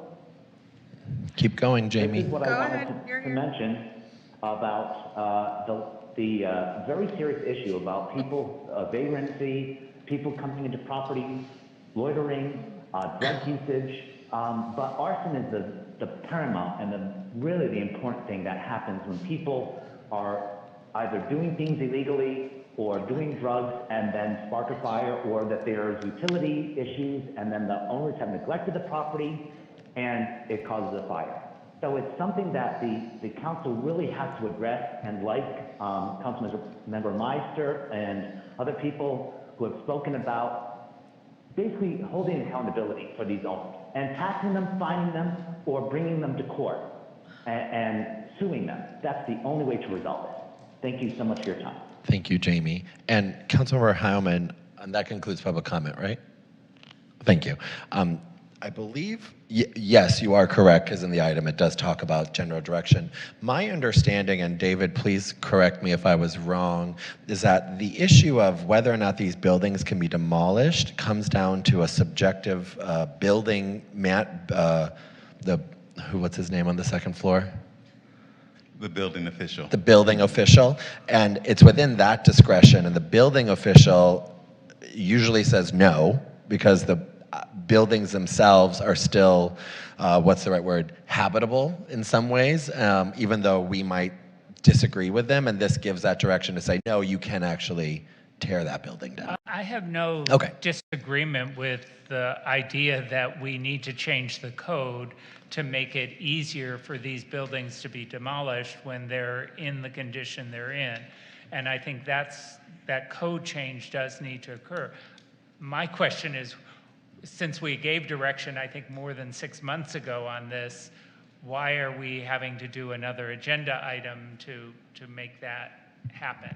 Yeah, and I'm happy to have David answer that, but Councilmember Meister, I know you have a question as well, or a comment, but David, do you want to answer that? I think this item expedites that process. So that was in line with some of the others on text amendments and things that staff is working on. This item bypasses some of the public process and expedites moving this item back to Planning Commission and Council. Thank you, David. Councilmember Meister. Thank you, Mayor. And I understand the intent of this item, and I appreciate the intent, but I really am concerned about this being an incentive for property owners who know that they're going to be selling the property, or property owners are going to be buying the property, to not take care of their properties and to not rent out their properties if they are habitable.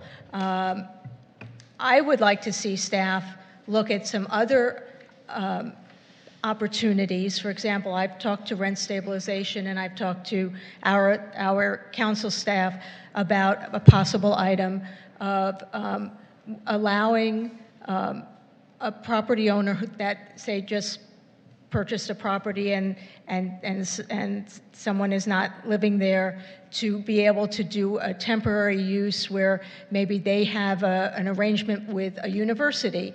There's a shortage of rooms, of apartments for university students. At least that's what I've heard. And maybe having some kind of relationship with a university for 1 year or for 2 years or for 3 years, or maybe a maximum of 4 years, to be able to rent out the place so that the place is activated rather than another hole. I mean, all I've seen is, just on my block, there's one house that's been empty since the middle of COVID. The tenant was asked to leave because somebody purchased the property, and then they never rented it out. It's just sitting there doing nothing. It was a perfectly fine house. It's habitable. Another house literally right across the street was a fine house, habitable, nothing wrong with the house, but because of transient activity, they got permission to demolish the house earlier. And I just think, and when I asked a property owner why they didn't, let that tenant, say, stay in place while they're trying to figure out what to do with the property, they said, well, West Hollywood is too difficult because of our rent stabilization ordinance, which I understand.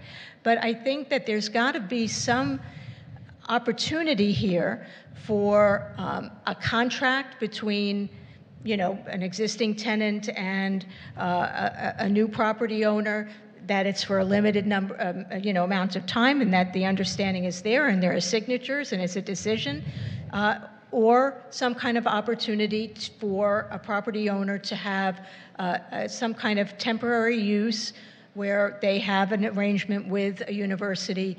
You have students that are there for 1 year or 2 years or up to 4 years, whatever it is, that they are able to rent, so that the renter is actually the university rather than the person living there. So that interaction, that transaction is not between a tenant and the property owner. It's the property owner and an institution, and that is actually allowed in our code, because I did talk to Rent Stabilization Department about it. What has to happen is, though, we have to come up with some kind of temporary zoning for that property, because it can't just be it can't be just R1B. It would have to be maybe R1B with a temporary overlay, just like you might have an overlay for a surface parking lot. So I agree with you. I know that people don't feel safe with buildings that are left empty and not being taken care of, but I also think we're losing something. We're losing housing that could potentially be utilized. We're creating another problem. We're replacing one problem with another problem. We're replacing a vacant property with a hole. And I've just seen the one house. There's just a fence around it. It's been like that for 2 years, And as we all know, the Melrose Triangle, the biggest hole we have in the city, we have plenty, I know, I love saying. You've said it like 6 times tonight, so it's great. Well, it was its own ecosystem for a while Yes, it was. until they finally drained the water. Yes. So I just think there are opportunities here maybe that we can think out of the box, that demolition doesn't have to necessarily be the answer. And I would just like us to at least explore those possibilities. Sure. Councilmember Shine, do you have any comments? I like the innovative ideas by Councilmember Meister. Sounds good. Councilmember Heilman? Yeah, I disagree. First of all, we're not talking about every vacant property being demolished. We're talking about those properties that are in really bad condition being demolished. Secondly, this idea that we're going to have a big hole in the middle of a residential neighborhood, that's not what we're talking about. We're talking about demolishing a building and leaving a blank lot there rather than a big construction hole. So I think you're mixing things, and the properties that we're most concerned about are properties in residential neighborhoods where there are neighbors who are dealing with buildings that are being burnt by people, that they're a problem for public safety, they're a problem for the fire department. And this idea that property owners who are planning on developing their properties or who are completely irresponsible are going to enter into a contract with a university. If I'm a developer and I'm trying to develop, I want the building vacant. I don't want to have tenants in there either directly or indirectly, because then I'm going to have to go through Ellis again and pay relocation benefits. That's the big stumbling block. And I think the idea that you can have a contract, you can, but that doesn't overrule state law. And they're still going to have to comply with state law. That's part of the reason why developers or people who want to develop a property don't want it occupied either temporarily or permanently while they're going through the process of development. I think this is, the way I read this is fairly narrow. It isn't saying that every vacant property is going to be demolished. It's saying those properties that we all know are problematic, that are in bad condition, that our staff will have the authority to have them demolished if they're in such a condition that they pose a danger to the public. Thank you. Vice Mayor Byers, do you have anything to say? Any comments? Sorry. No, I'm noticing the aspect of the staff agenda that just talks about work being on pause, but I think given what Councilmember Heilman's indicated about this work beginning back in March for us, timeline is of the essence. So I'm grateful to be getting this done. Thank you. I have a question. Yes, go ahead. Do we know how many of the properties would qualify for this? If Danny is here, I don't know off the top of your head if you would like to answer, if you're able to answer. You would always love to answer Councilmember Shine's questions. However, if you are able to, off the top of your head, a few public commenters, I believe Mr. Watts and others have indicated a lot of these properties, fall into different categories, of course, but Councilmember Shine was wondering how many properties itself would this look into. But I know you have to take everyone case by case as you come along, and I'm just trying to speak as long as I can while you get to the mic. Sure. Thanks, Mayor and City Council. Danny Rivas, Director of Community Safety for the City of West Hollywood. It would be difficult to try to provide a specific number because part of this item would be us working with the Community Development Department, which includes building and safety, to come up with a specific criteria to address some of the discussion that has emerged from the City Council this evening in terms of making sure that not every vacant property would qualify under this type of requirement. So that is something that we would be vetting, collaboratively with other departments. I know there was a comment made in terms of the number of vacant properties.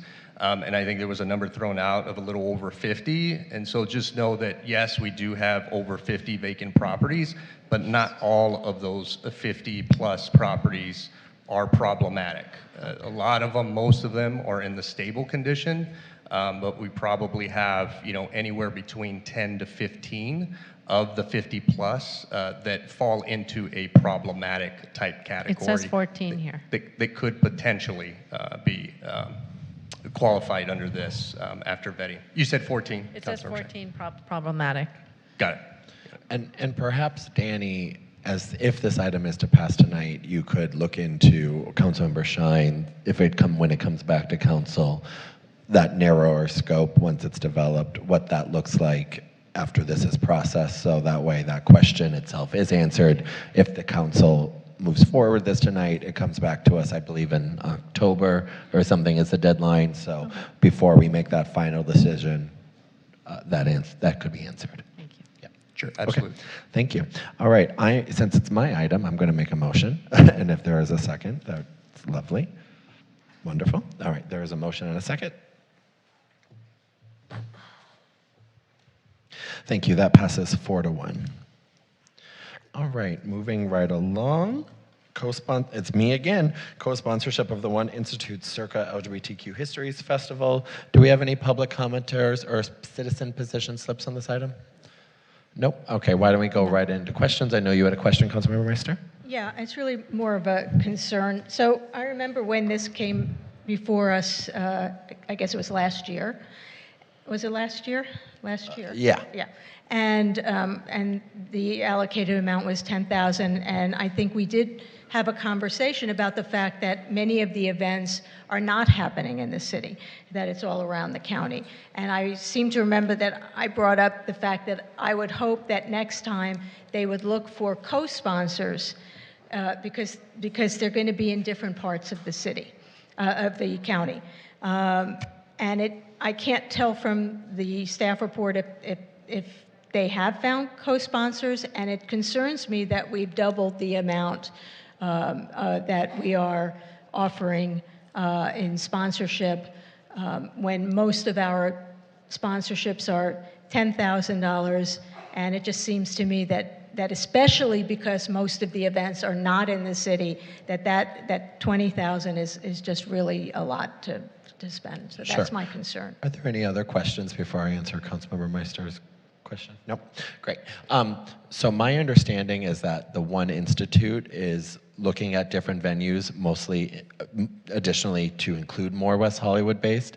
They are also be doing a 40th anniversary event based off of their archives that they have. So they are hosting a larger event around our 40th anniversary in conjunction with what the city is planning for the 40th anniversary as well. And that's going to be a standout event that they're doing, and that will have a little bit extra oomph. And I also think that the number of events that they are seeing the need and the demand for has increased. Circa was extremely well received last year. There was a push to have more, and so that's where the extra money comes in as well.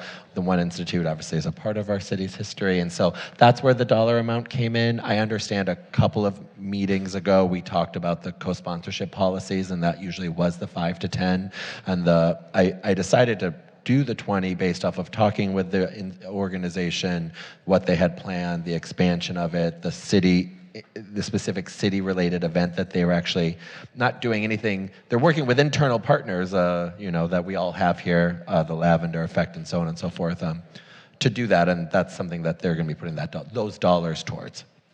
Yeah, what I would suggest is, I support the fact, in particular because of the 40th anniversary of the city, but I would suggest that for next year, and especially if we have a sponsorship policy in place that we will likely want to follow, that they start thinking about expanding the sponsorships. Well, they're going to go to the Route 66 fund in 2 years because that's 100 years anniversary, right, Vice Mayor Biden? No, I'm sorry. I literally learned something new tonight. That's great.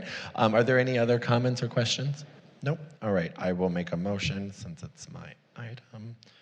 If there is a second, wonderful.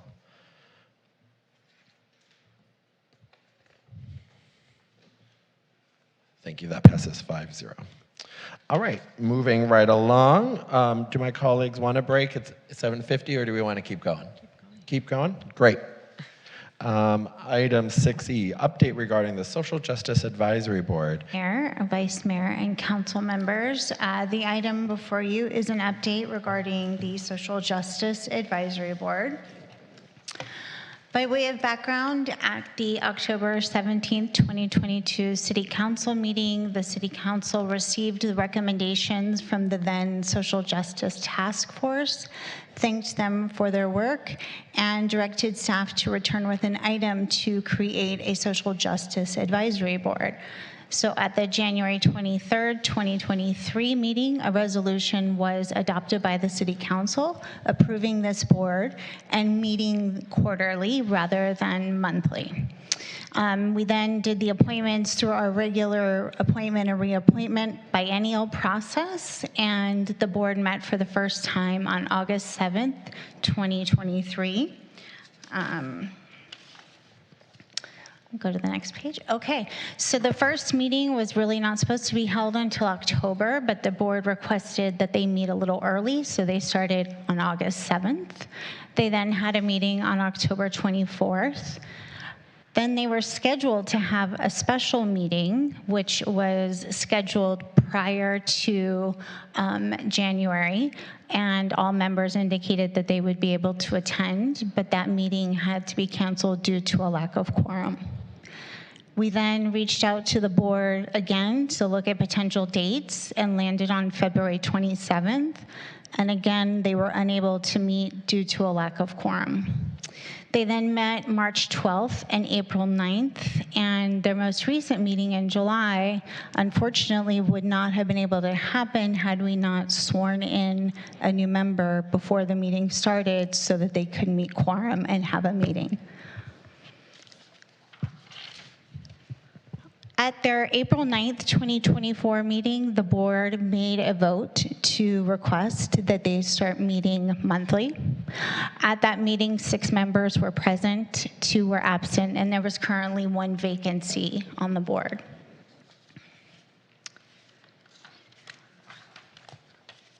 Based on this, the work plan of the board, the challenges they've had with meeting quorum as they're currently meeting on a quarterly basis, I am currently not recommending that they move to monthly meetings but remain quarterly.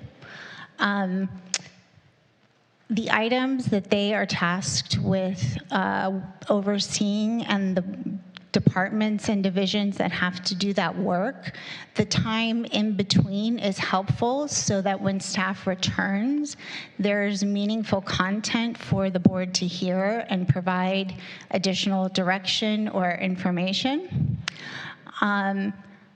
And one thing that was noted was that they felt they didn't have enough time to discuss and plan the annual Juneteenth event.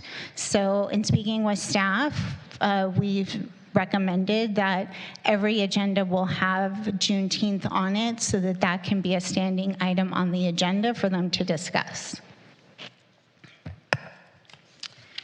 Alternatively, if the council wanted, we could move them to every other month and see how that goes and return in a 6-month time and let the council know if they've been meeting quorum and able to meet every other month. But staff would ask that we be given some additional direction because they're kind of wrapping up those recommendations that have come through. There's just some little things that economic development has to return on. So aside from Juneteenth, we would just need to find some more robust agenda items for them to discuss.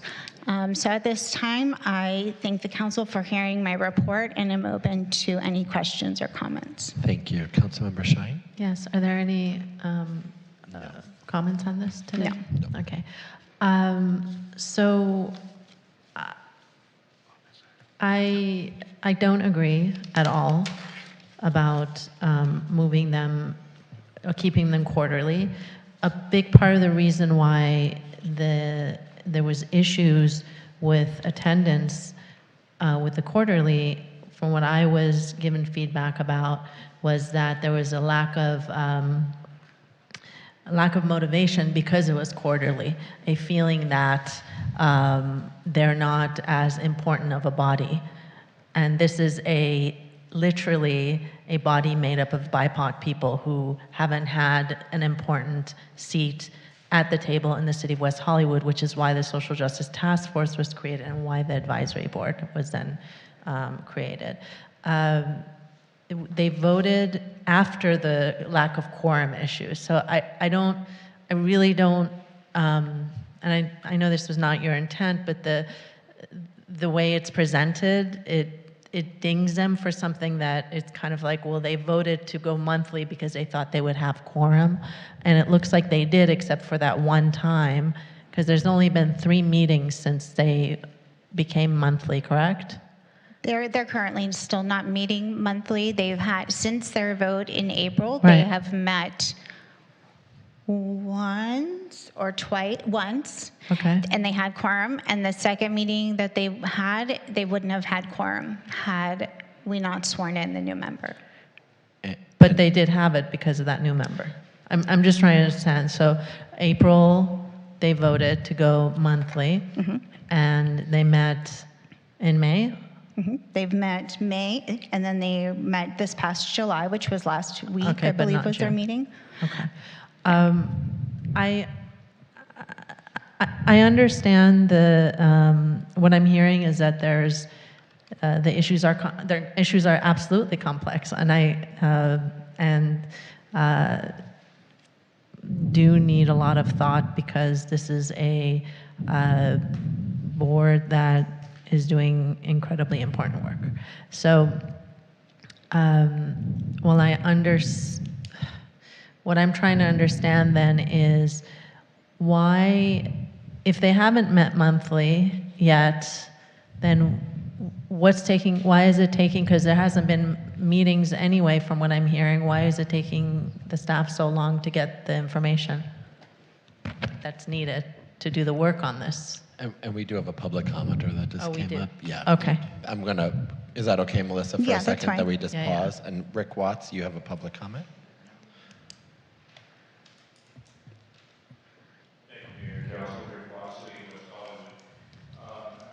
I concur with Councilmember Shine on this, and I'm voicing this opinion right now because I, in a discussion with one of this board's members on exactly what, quarterly versus monthly, they said, we really want to meet monthly. And I said, I was wondering why they weren't. And they said, we want to. And so I promised this member that I would come up and so advocate for them at earliest opportunity, which is now. And I think they should at least be given that option. Every other board and commission has that option. And the issues that they have been tasked with by you, council, and by the city of West Hollywood, and by society writ large are important. And they need to be given the opportunity to have these discussions instead of once every quarter when you kind of feel like you're reinventing the wheel when you're meeting so seldom, and often the agendas are kind of set by staff. I've experienced that sometimes with the Disabilities Advisory Board, where we don't get where our time is so limited that we sometimes don't have an opportunity to put our own items into the agendas. So I would ask that you please give them that opportunity to meet monthly. They've asked for it. They need it. They need you to support them in getting their mission stood up on behalf of the constituency that they have been tasked with by you. Thank you. And I see that the absences were Kareem Abe was absent twice. Do we know, are these excused absences, or because they were meeting quarterly, maybe he wasn't able to do the monthly meetings or more frequent special meetings at least? So we don't really differentiate between excused and unexcused per se. I don't know the reasons why Kareem wasn't available. I do know that Kareem has a lot of other organizations that he is involved with. So there may be concerns because I know there are other members on the board who also have a lot of other obligations that moving to monthly may not work for them because of those other obligations. And you said six people voted to go to monthly. And how many folks are on there now? Currently, we're at a full board of 9. At the time, 6 voted in favor, 2 were absent. There was 1 vacancy. Okay. So my recommendation is we let them go to monthly and have staff do the work required to get the information needed and expedite it, because they've been waiting now from the time they were the Social Justice Task Force to now a very long time to get information back. I know from the recommendations we had made. They've heard from all of the departments tasked with providing, and then during those meetings of providing the information, the advisory board has asked for additional things to happen. So staff then has to go back and look at additional things and come back. So all the original recommendations from the task force have been addressed. And they've been presented from those departments, whether it was public safety or economic development, or at least once. So they've already gotten back all of the yes, all of the things. Yeah, there's just been additional things that were discussed that staff had to go back and look at.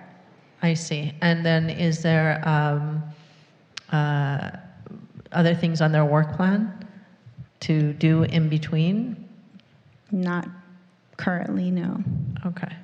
Why don't we, do you mind if, does anyone else have any questions on this item or comments? Councilmember Heilman. My comment, I guess this is a bit of a response to Rick.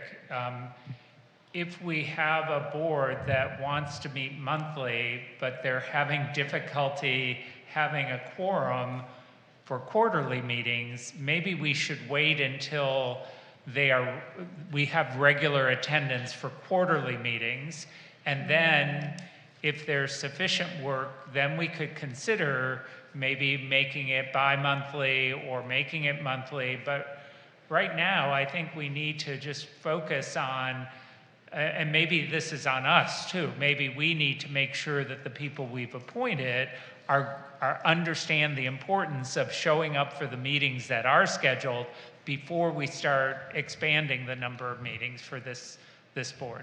Vice Mayor Byers. Thank you. My concern comes more from the line of responses that you were just giving us, Melissa Crowder. I appreciate you. Saying that what I heard was that we may not even have enough work prioritized for this board to be doing to warrant additional meetings, regardless of what that flow looks like. So the work on this council is really in determining what sort of work that board is suited with, which is a bigger question. And I know that they came to this council with a series of recommendations that they wanted to take on as their workload, and what we're hearing is that they've made it through that list of recommendations, or they're winding down. So maybe you would be able to speculate, what future meeting time they're sort of fully wrapped, so to speak, and what point in time, and maybe you're like, this is it, where we need to be coming up with new pieces of work. But right now, I have a bigger concern that they're going to be meeting with no real purpose, and what worse reason to demotivate people than having no real reason to be meeting and just having to keep making the trek and showing up. I think the work is on us to really get clear what that board's purview is and what their focus is. And they were great in coming back with a series of recommendations to us, but that they're already through it is our job to figure out. So maybe before we think about what timeline they're meeting around, we're thinking about that work plan. Councilmember Meister, and then I was going to say a couple questions, and then I'll go back to you, Councilmember Shea. Yeah, I mean, I would consider, leaving it quarterly for now, and then adding special meetings if there is something that has to be done. And that way everyone knows that's a special meeting, and we're doing this because we have this work that we need to get done by this time. So I'm open also to every other month, but I agree with Vice Mayor Byers that, maybe we need to think about what else this advisory board needs to be doing in between the larger recommendations. That are in staff's hands right now. I just have a couple of questions, Melissa. Yes. So I don't want to place all the quasi blame on a certain board or commission for not meeting quorum. I understand that there are a number of other boards and commissions potentially that are also having a quorum issue. Do you know what those boards or commissions are off the top of your head? I know you do such a great job tracking everything, but. Thank you. So I know there was a period of time where the Women's Advisory Board was, because several of them were on parental leave. And then we had And that's two definitely an excused Correct. absence. We actually added 3 additional excused absences for that. They had 1 or 2 vacancies in there as well. So that was creating some challenges, but they're doing well now. LGBTQ plus just had one time where they couldn't meet because of a quorum issue. Rent Stabilization Commission was one time, but again, we've had a couple that have had some vacancies. So if you have a vacancy, someone who was already scheduled to not be there for a meeting, and then someone gets sick, well, okay, now we're in a place where we're not meeting quorum. But of all of our 16 commissions and advisory boards, 4, with the exception of the Social Justice Advisory Board, have not been able to meet one time due to a lack of quorum. Great. And then I just want to clarify, because I know you, Councilmember Shine, brought up this point, and you did too. I actually swore in that new commissioner for them to meet quorum, but technically the way I understood the rules was you actually granted an exception to that, because I swore the individual in prior to the start of the meeting. You did everything right and correct per the city clerk handbook that you swear an oath to, or however you do it.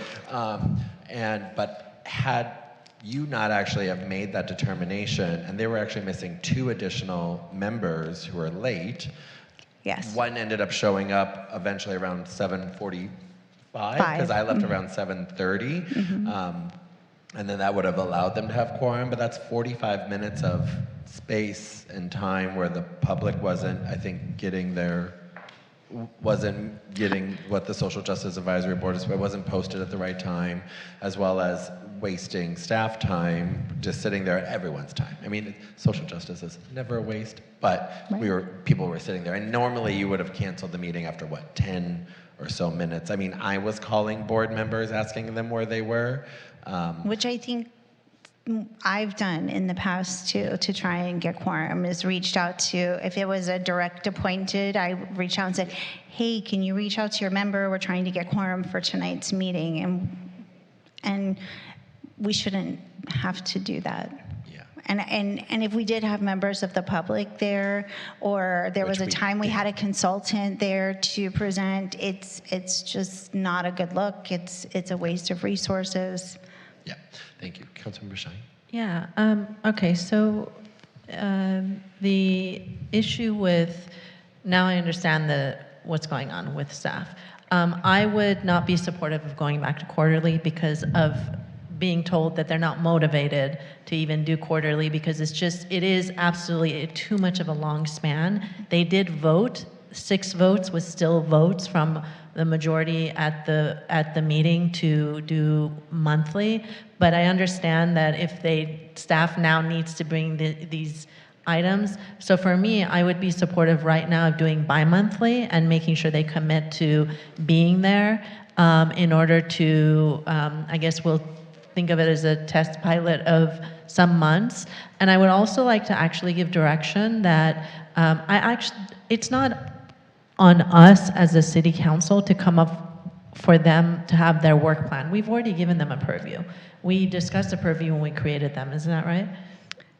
Yes, overall, it's similar to what other boards oversee Right. social justice in the city of West Hollywood. Okay, so perhaps having 1 or 2 meetings of developing their work plan for the rest of the year. I don't know when the work plans are done for each, I don't remember, for the advisory boards and commissions, but developing a thorough work plan, which may include some more events other than Juneteenth. It may include things that they want to do that maybe they haven't spoken up about. I know there's new members too, and perhaps their ideas that they'll give would be beneficial as well.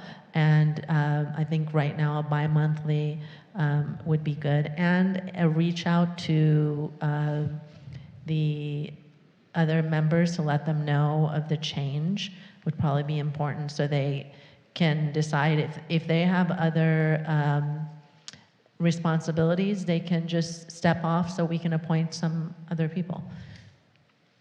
Okay. Right? All right.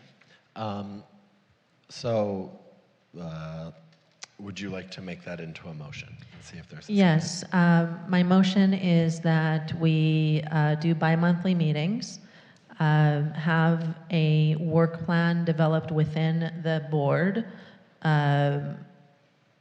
have the clerk reach out to the at-large members that have been absent, letting them know that if they're, for example, if they're absent again during the next meeting, that this is now the schedule, and are they able to commit, re-get their commitment? If not, then the city council would like to appoint new people who are committed. And in between, then staff can have the time to return with the necessary information that the board is asking for. And then revisit in after 6 meetings, which would be how long? It'll be a year. Okay. Revisit after 6 meetings and the board can decide at that point, or everyone can decide whether to go to monthly. Once Okay. the work plan is nicely fleshed out, I think. Okay. Great. Is there a second to that motion?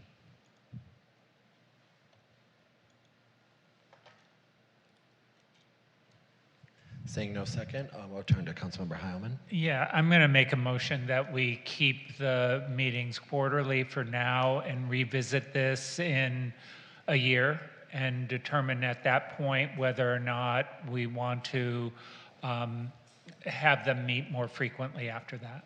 Vice Mayor Byers? Is there already an item on their agenda about developing a work plan? Is that something they've already had space to have a conversation about, or is that something that can be agendized? So I know it's something that staff has started thinking about, simply because, as I shared, a lot of what they were tasked with originally and their recommendation have started winding down. And so it is something that they are talking with them about. When is their next meeting? They just, It would be at near the end of the year? is it August? August? Thank you. I'm looking at Thank you, Ms. Yvonne Porker. because I'm like, it's August?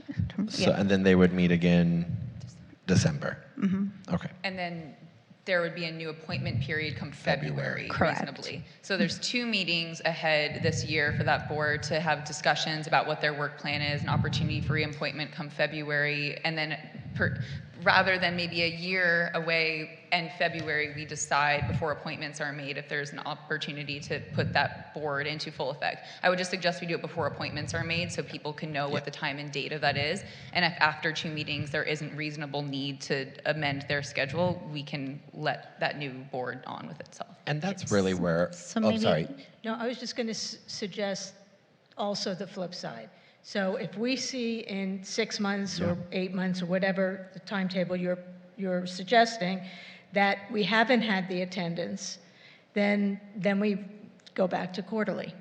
So in other words, we look at it, we see how it's gone, having it bi-monthly, and if it's gone really well and they want to move to monthly and the commitment is there, fine, but if not, and if we see the absences continue, then we go back to quarterly. Or reassess the the advisory board. I was speaking to Councilmember Heilman's most recent statement of keeping it quarterly and then playing out a scenario where in this quarterly scenario, we still have 2 meetings left this year before that next appointment period. Right, and I could then come in January to the council with an update and let you know how things have been going, what their new work plan items are, and at that time to have a discussion about either bi-monthly or every month or keeping them quarterly before we start the appointment process in February. And they wouldn't have a meeting technically until October because they just had one in July, right? So if we made it bi-monthly right now, it'd be October, November. They'll do October, if you did bi-monthly, they would go October, December. So technically they're having 2 meetings regardless. Right. Okay, so I'm trying to get the best of both worlds here. This is very important to my colleague, and I agree with what she's saying. I think maybe what I'm hearing, and correct me if I'm wrong, colleagues, is that they're going to have 2 meetings by the end of the year. I'm supportive of that because that kind of touches both, right?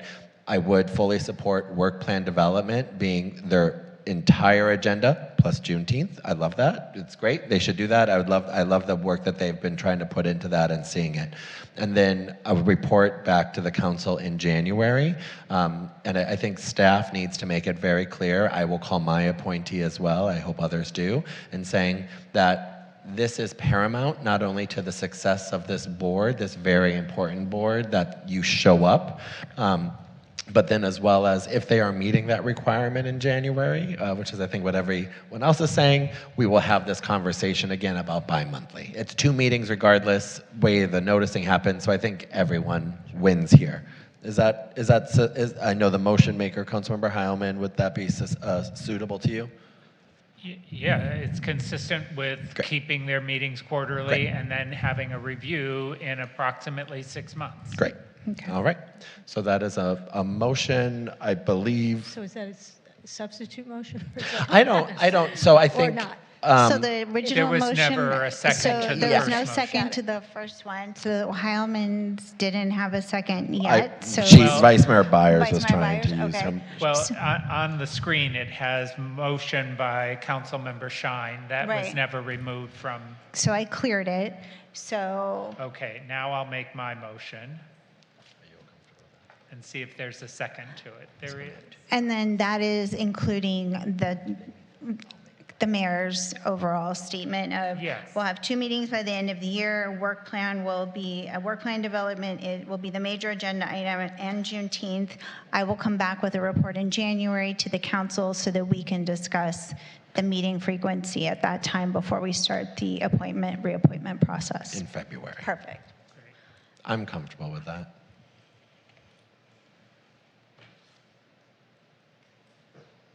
Okay, that passes 4-1.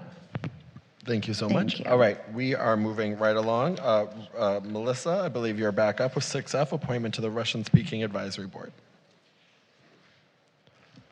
Thank you. So this item requests that Vice Mayor Byers make her direct appointment to the Russian-speaking advisory board, and there is also the opportunity for the council to make an at-large appointment if they are ready this evening. Ready. Go for for mine. I would love to appoint Miroslava Rico to the Russian-speaking advisory board. Welcome. Perfect. Wonderful. For a term ending February 28th, 2025. Would any of my colleagues like to nominate anyone for the 1 at-large spot? I have a question for Melissa. One of the individuals is on the city's list of approved photographers. Would that create a conflict if he were on the Russian-speaking advisory board? No, because the Russian-speaking advisory board doesn't oversee the contract for photographers. I guess the only other time I could see this coming up would be maybe during the Russian Cultural Festival, or the Mishka Festival, we call it now, that and we would just have to potentially do a 1090 evaluation at that time. But I can't see an issue immediately with that. So with that, I'm going to nominate Oleg Volovic. Okay. I will second that. Are there any other nominations? Seeing none, I will do a voice vote just to get it on the record. Councilmember Heilman. Aye. Councilmember Meister. Aye. Councilmember Shine. Aye.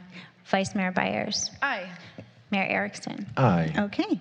Olav Volovic is the other at-large appointment for a term ending February 28th, 2025. Thank you so much. All right, we're going to move right on to excluded consent. We're going to start with item 2I. This was pulled by Councilmember Meister. Do you need a staff report, Councilmember Meister? Nope. Come on up, staff. This is approved appointed laureate list of pre-approved organizations for events and city travel. Councilmember Meister. Yeah, so this was I don't know if there are any speakers on this, but this was my question/concern, is that on the list of pre-approved organizations and events, you include the West Hollywood City Council member list of pre-approved organizations and event that are approved for council. So my concern is that there are a lot of events that do not apply at all to the laureates. And so what I would like to see is, I'm fine with all of your other events that you have, but I think that should be removed. And if there's any specific event, that should come back to us from that list. Good evening, Mayor and Council members. Laura Byrie, Director of Economic Development for the city, joined tonight by my colleague Mike Che, who is the Arts Coordinator for the city, as well as Joshua Scher, our Communications Director. From the items that were listed on the pre-approved organization events that were of the City Council's items, there are 6 that staff would like to have included if we were to remove all the others. If you'd like, I can read those 6 out loud, and then we can make the motion tonight.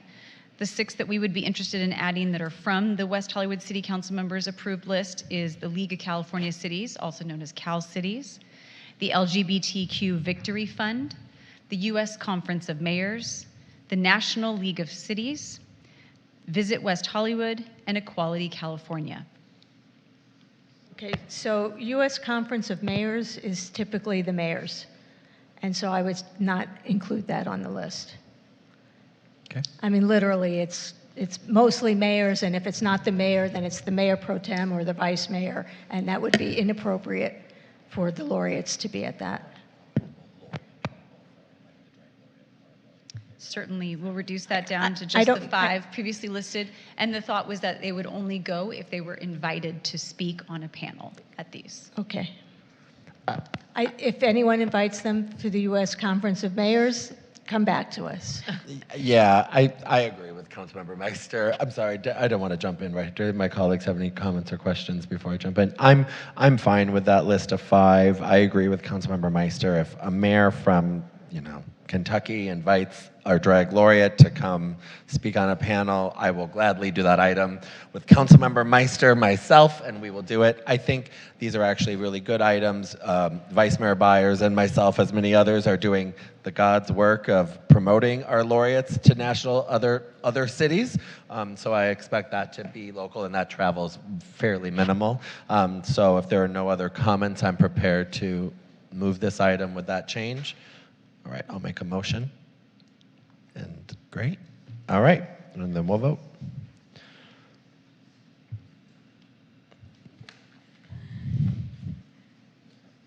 Great. You're just trying to hold out on those mayor. No, I'm joking. Oh, you think? Oh, wait. You're trying. Oh, you were trying to second it. Oh, well, Vice Mayor Byers is, she's. Does she come here and practice like in the middle of the night? She does? I thought I saw you on the security cameras. All right, moving right along to item 2M. Do my colleagues need a staff report on this one? Councilmember Shine, I know you pulled this item. No. Okay. Are there any public comments? I don't believe so. There was the original public comment that Steve Martin snuck in at the beginning. Yeah. Okay. I don't have an issue with the waiver, since the committee decided that was part of our new resolution that we all voted on, that we could waive the 2-year time. What I would like is for this to also go to the Arts and Cultural Affairs Commission in addition to the PRIC. Actually, Councilmember Shine, we will be if you elect to send it back to PFC, that would be staff's recommendation as well, to the PFC to have it go to the Arts and Cultural Affairs as part of their process as well. Oh, okay, great. I didn't see that in here. But so if that- council would like to provide that direction to Yeah. the PFC, that would be great as well. I think Yes. that direction is being given. Yeah. Yep, Yep. great. Do you have any other comments on this item, Councilmember Shine? Nope, that was Nope. it. Do any of my other colleagues have comments on this item? Nope. All right, I will make a motion. Okay, you beat out, great job, Councilmember Meister. You did a very great job. All right, I just, for the record, it was Councilmember Meister and Vice Mayor Byers as the second. So I imagine a fight going on here, a very friendly fight. All right, thank you. And then I think this item passes. Councilmember Heilman. Would you like to vote? Sorry, thought I- Thank you. That item passes 5-0.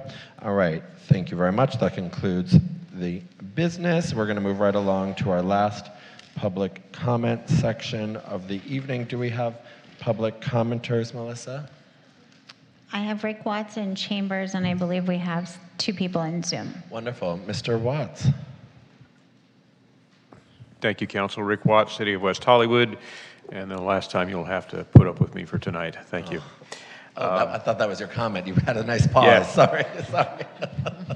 Please keep his time. Reset the poor man's Thank you. timer. Thank you.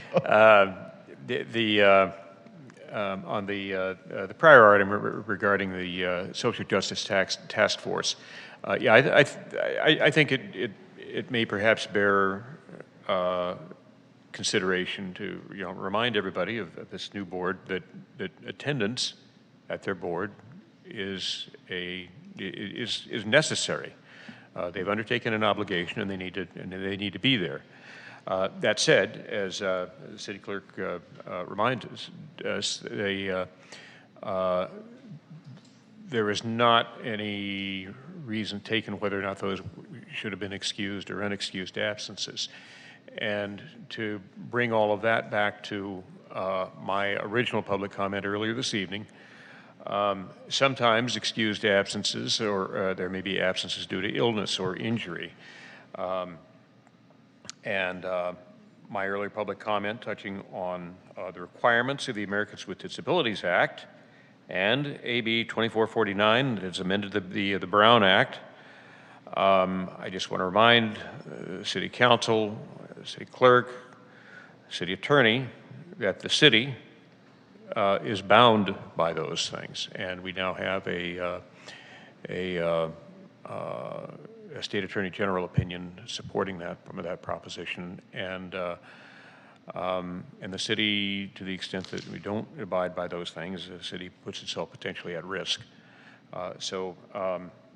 We on the Disabilities Advisory Board, some months back, we had a meeting that had to get canceled for lack of quorum because we had 3 members that were unavailable for medical reasons, so that were unable to attend, and because AB 2449 and the Americans with Disabilities Act was not being complied with, that meeting ended up not getting held.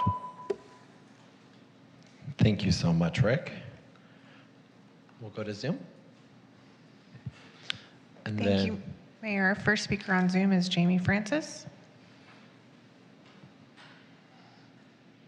Thank you. I appreciate the last comment. I wanted to just condense this public comment because I missed the first public comment period. I just wanted to emphasize, I saw that with the City of West Hollywood, that they're going to match funds with the California community development when it comes to the millions of dollars that are going to be allocated.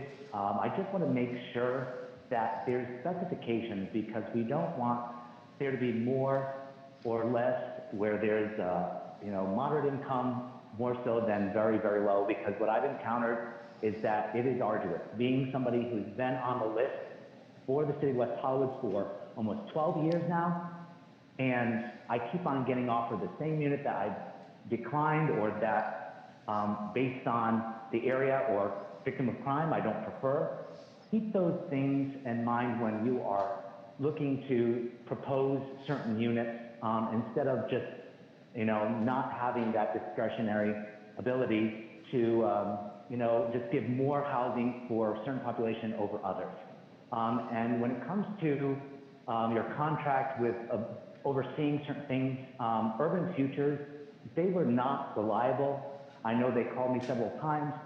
They were very hard to reach. Hopefully the person or that contact will allow residents or people to follow up, and at least with the housing division, that people who are on a list can follow through and make sure that they are on a list, or that they have preferences, or if they have certain concerns that they're addressed instead of there being indefinite. Because waiting 12 years or having something go wrong or having questions isn't really feasible and isn't really respectful for the person who's the qualified participant or who's trying to get housing.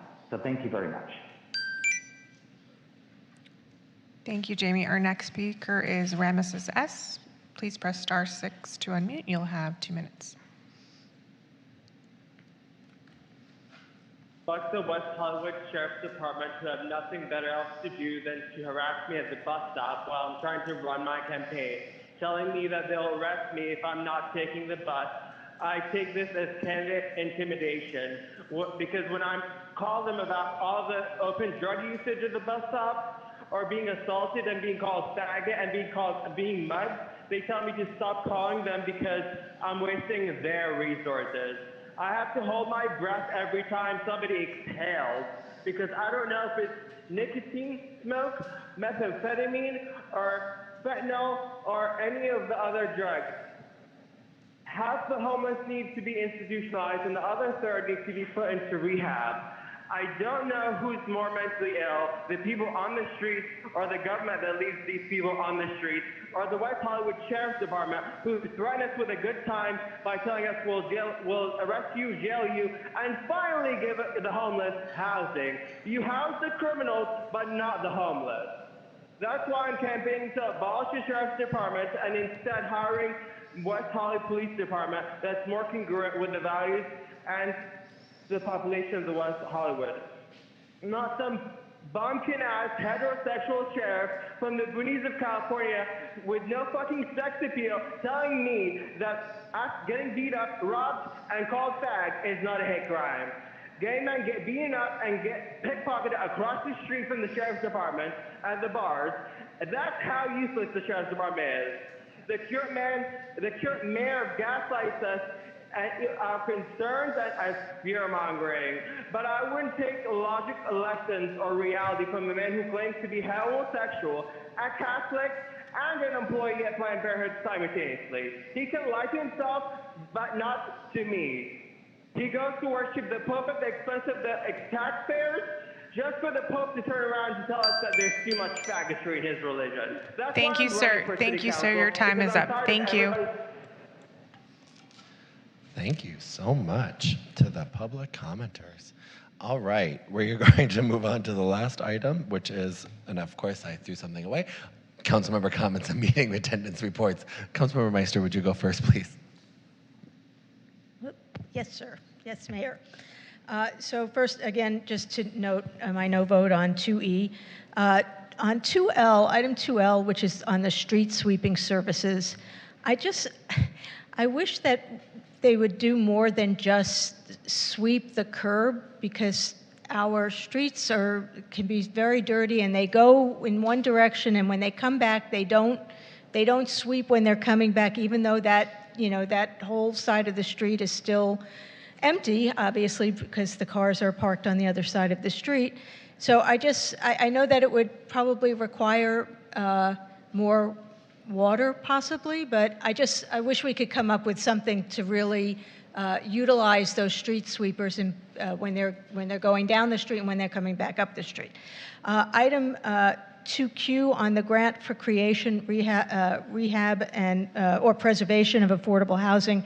I would just like to ask staff to really, look at preservation of affordable housing. This is important to us to protect the tenants in our city, and I just don't want to see it be, really swept under the rug. Attendance, I attended Contract Cities WeHo 40 Strategic Plan meeting at the Arc, Whoopi Goldberg Key to the City event at the Woods, and then just want to say I look forward to seeing everyone tomorrow, August 6th, for National Night Out. And you can go to www.weho.org/NNO to find an event in your neighborhood or in somebody else's neighborhood. And then Sunday, August 18th is Ciclavia, Meet the Hollywoods, and that will be, as Kevin has mentioned, it's always a very well-attended and fun event, and you can find that on the city's website as well. Thank you. Thank you. Councilmember Shine? Thank you. You gay Catholic feminist mayor. There was a few expletives too, but you can say that off mic How later. dare you? How dare you be so forward thinking and have your wounds healed? I attended the World Culture Film Festival at the Art of Living Center and met Guru Sri Sri Ravi Shankar, who is a phenomenal person who has created, with the Art of Living Center, created a lot of schools around the world and some in America that provide free education to students that center on emotional wellness. It was a wonderful, wonderful event. I also attended the Woods ceremony to give the key to the city for Whoopi Goldberg, and Vice Mayor did a wonderful job at that event. And I presided over the Cal Cities LGBTQ Caucus July membership meeting. I want to ask staff to have Athens or do more frequent emptying of our trash bins, at least on a couple of streets that I walk on, including North Crescent Heights. It's been super hot and the bins are overflowing weekly, so perhaps more frequent trash removal will be great, because the smell with the heat is really awful. And a reminder to pet parents to stay cool with your pup, and remember the pavement is super hot. So keep your dog's paws safe if you're able to carry them, like I am, a little 7-pound former pet mayor of West Hollywood, Chloe, out to the yard and back. Please do so to protect your dog's paws. Thanks. Thank you very much, Councilmember Shine. Councilmember Heilman. Thank you. I've been out of town for the last 2 weeks, so I haven't attended any city functions. I do want to point out, if people haven't gotten a vaccine recently, there's been a huge uptick in COVID cases, and particularly for those of you who have health issues or are elderly, it is important to stay up to date with vaccines. Fortunately, most people who are getting COVID are not getting so sick that they have to be hospitalized, but it is still dangerous, and I would encourage everyone to get vaccinated. I also wanted to, following up on Councilmember Shine's comments, not only is the extreme heat difficult for pets, but it's also difficult for a number of people with health challenges. And I know that we've had cooling centers open, and I would encourage everyone to take advantage of them during extreme heat. And finally, item 2K on the agenda, I don't see anyone from community development here. It is an agreement for an update for our housing element. And I would ask that one of the topics that gets looked at is the building typologies that are being approved. The building across the street from me has been in construction for at least 4 years, in part because it's a very complicated building with roof deck pools, multiple roof deck pools, and I think that is contributing to delay in housing being built. that there are certain designs that are being approved that are not easily constructible, so, or buildable, whatever the word is. So I hope that that can be looked at as part of that update. And those are my only comments. Thank you. Welcome back, Councilmember Howman, Vice Mayor Byers. Thank you. I'll start with my meeting attendance. I attended the Los Angeles County Affordable Housing Solutions Agency. It never gets easier to say. The board meeting, the Local Progress National Convening, which was my first fully masked, and you needed to provide a vax card upon going to a conference. So to your very point, on a national scale, people are really concerned about COVID as well. So I appreciate your highlighting the vaccine. I wanted to thank our staff, specifically Jennifer Del Toro, and the team at Athens for helping us host the Sustainability Town Hall on July 17th. I know we had a public commenter here earlier tonight who mentioned the need for more green, pale food waste education, and this was exactly that. So I'm really grateful that that happened. I know from the folks who attended, they were informed / haunted by some of the awareness that was provided. Just how much waste we put out as humans is truly daunting, and we all need to really do our part so we don't smell it on our streets in the summer.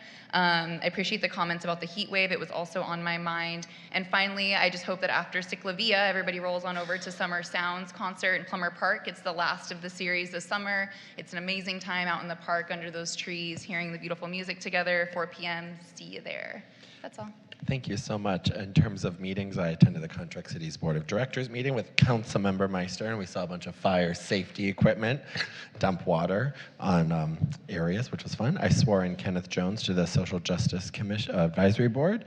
I met with the U.S. Department of State international visitors from Germany. Thank you very much, Councilmember Heilman, for arranging that. That was incredibly fun.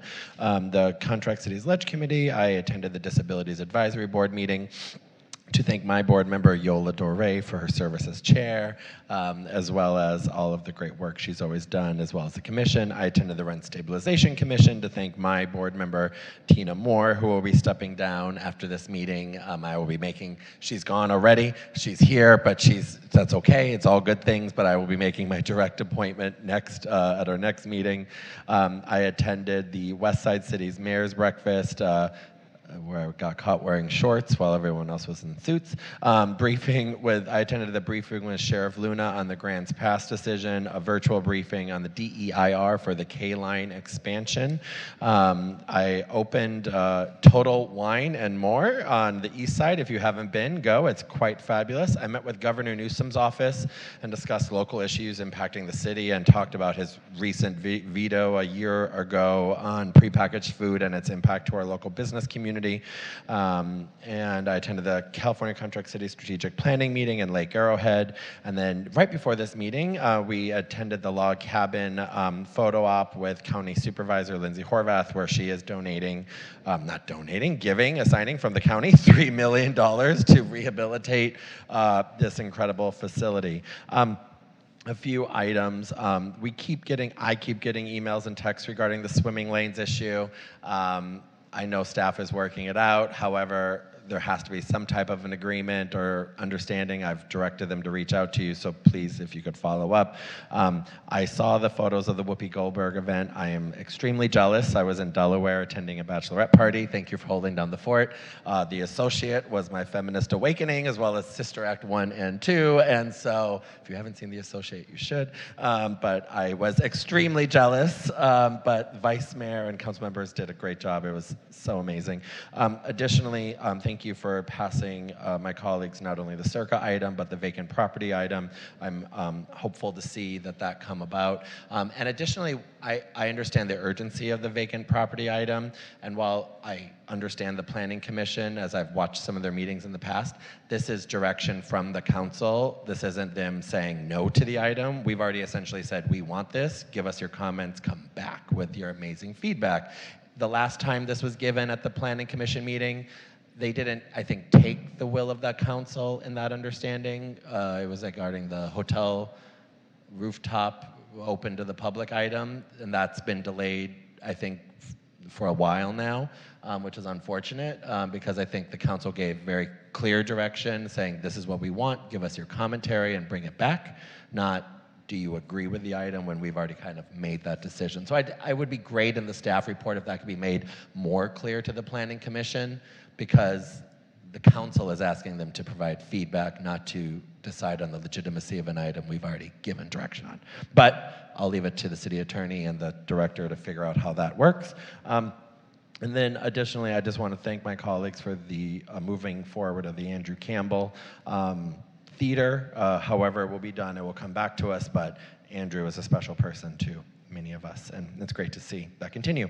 I will see you all at Ciclavia, and we will be back here on August 26th at 6 o'clock p.m. This meeting is now adjourned.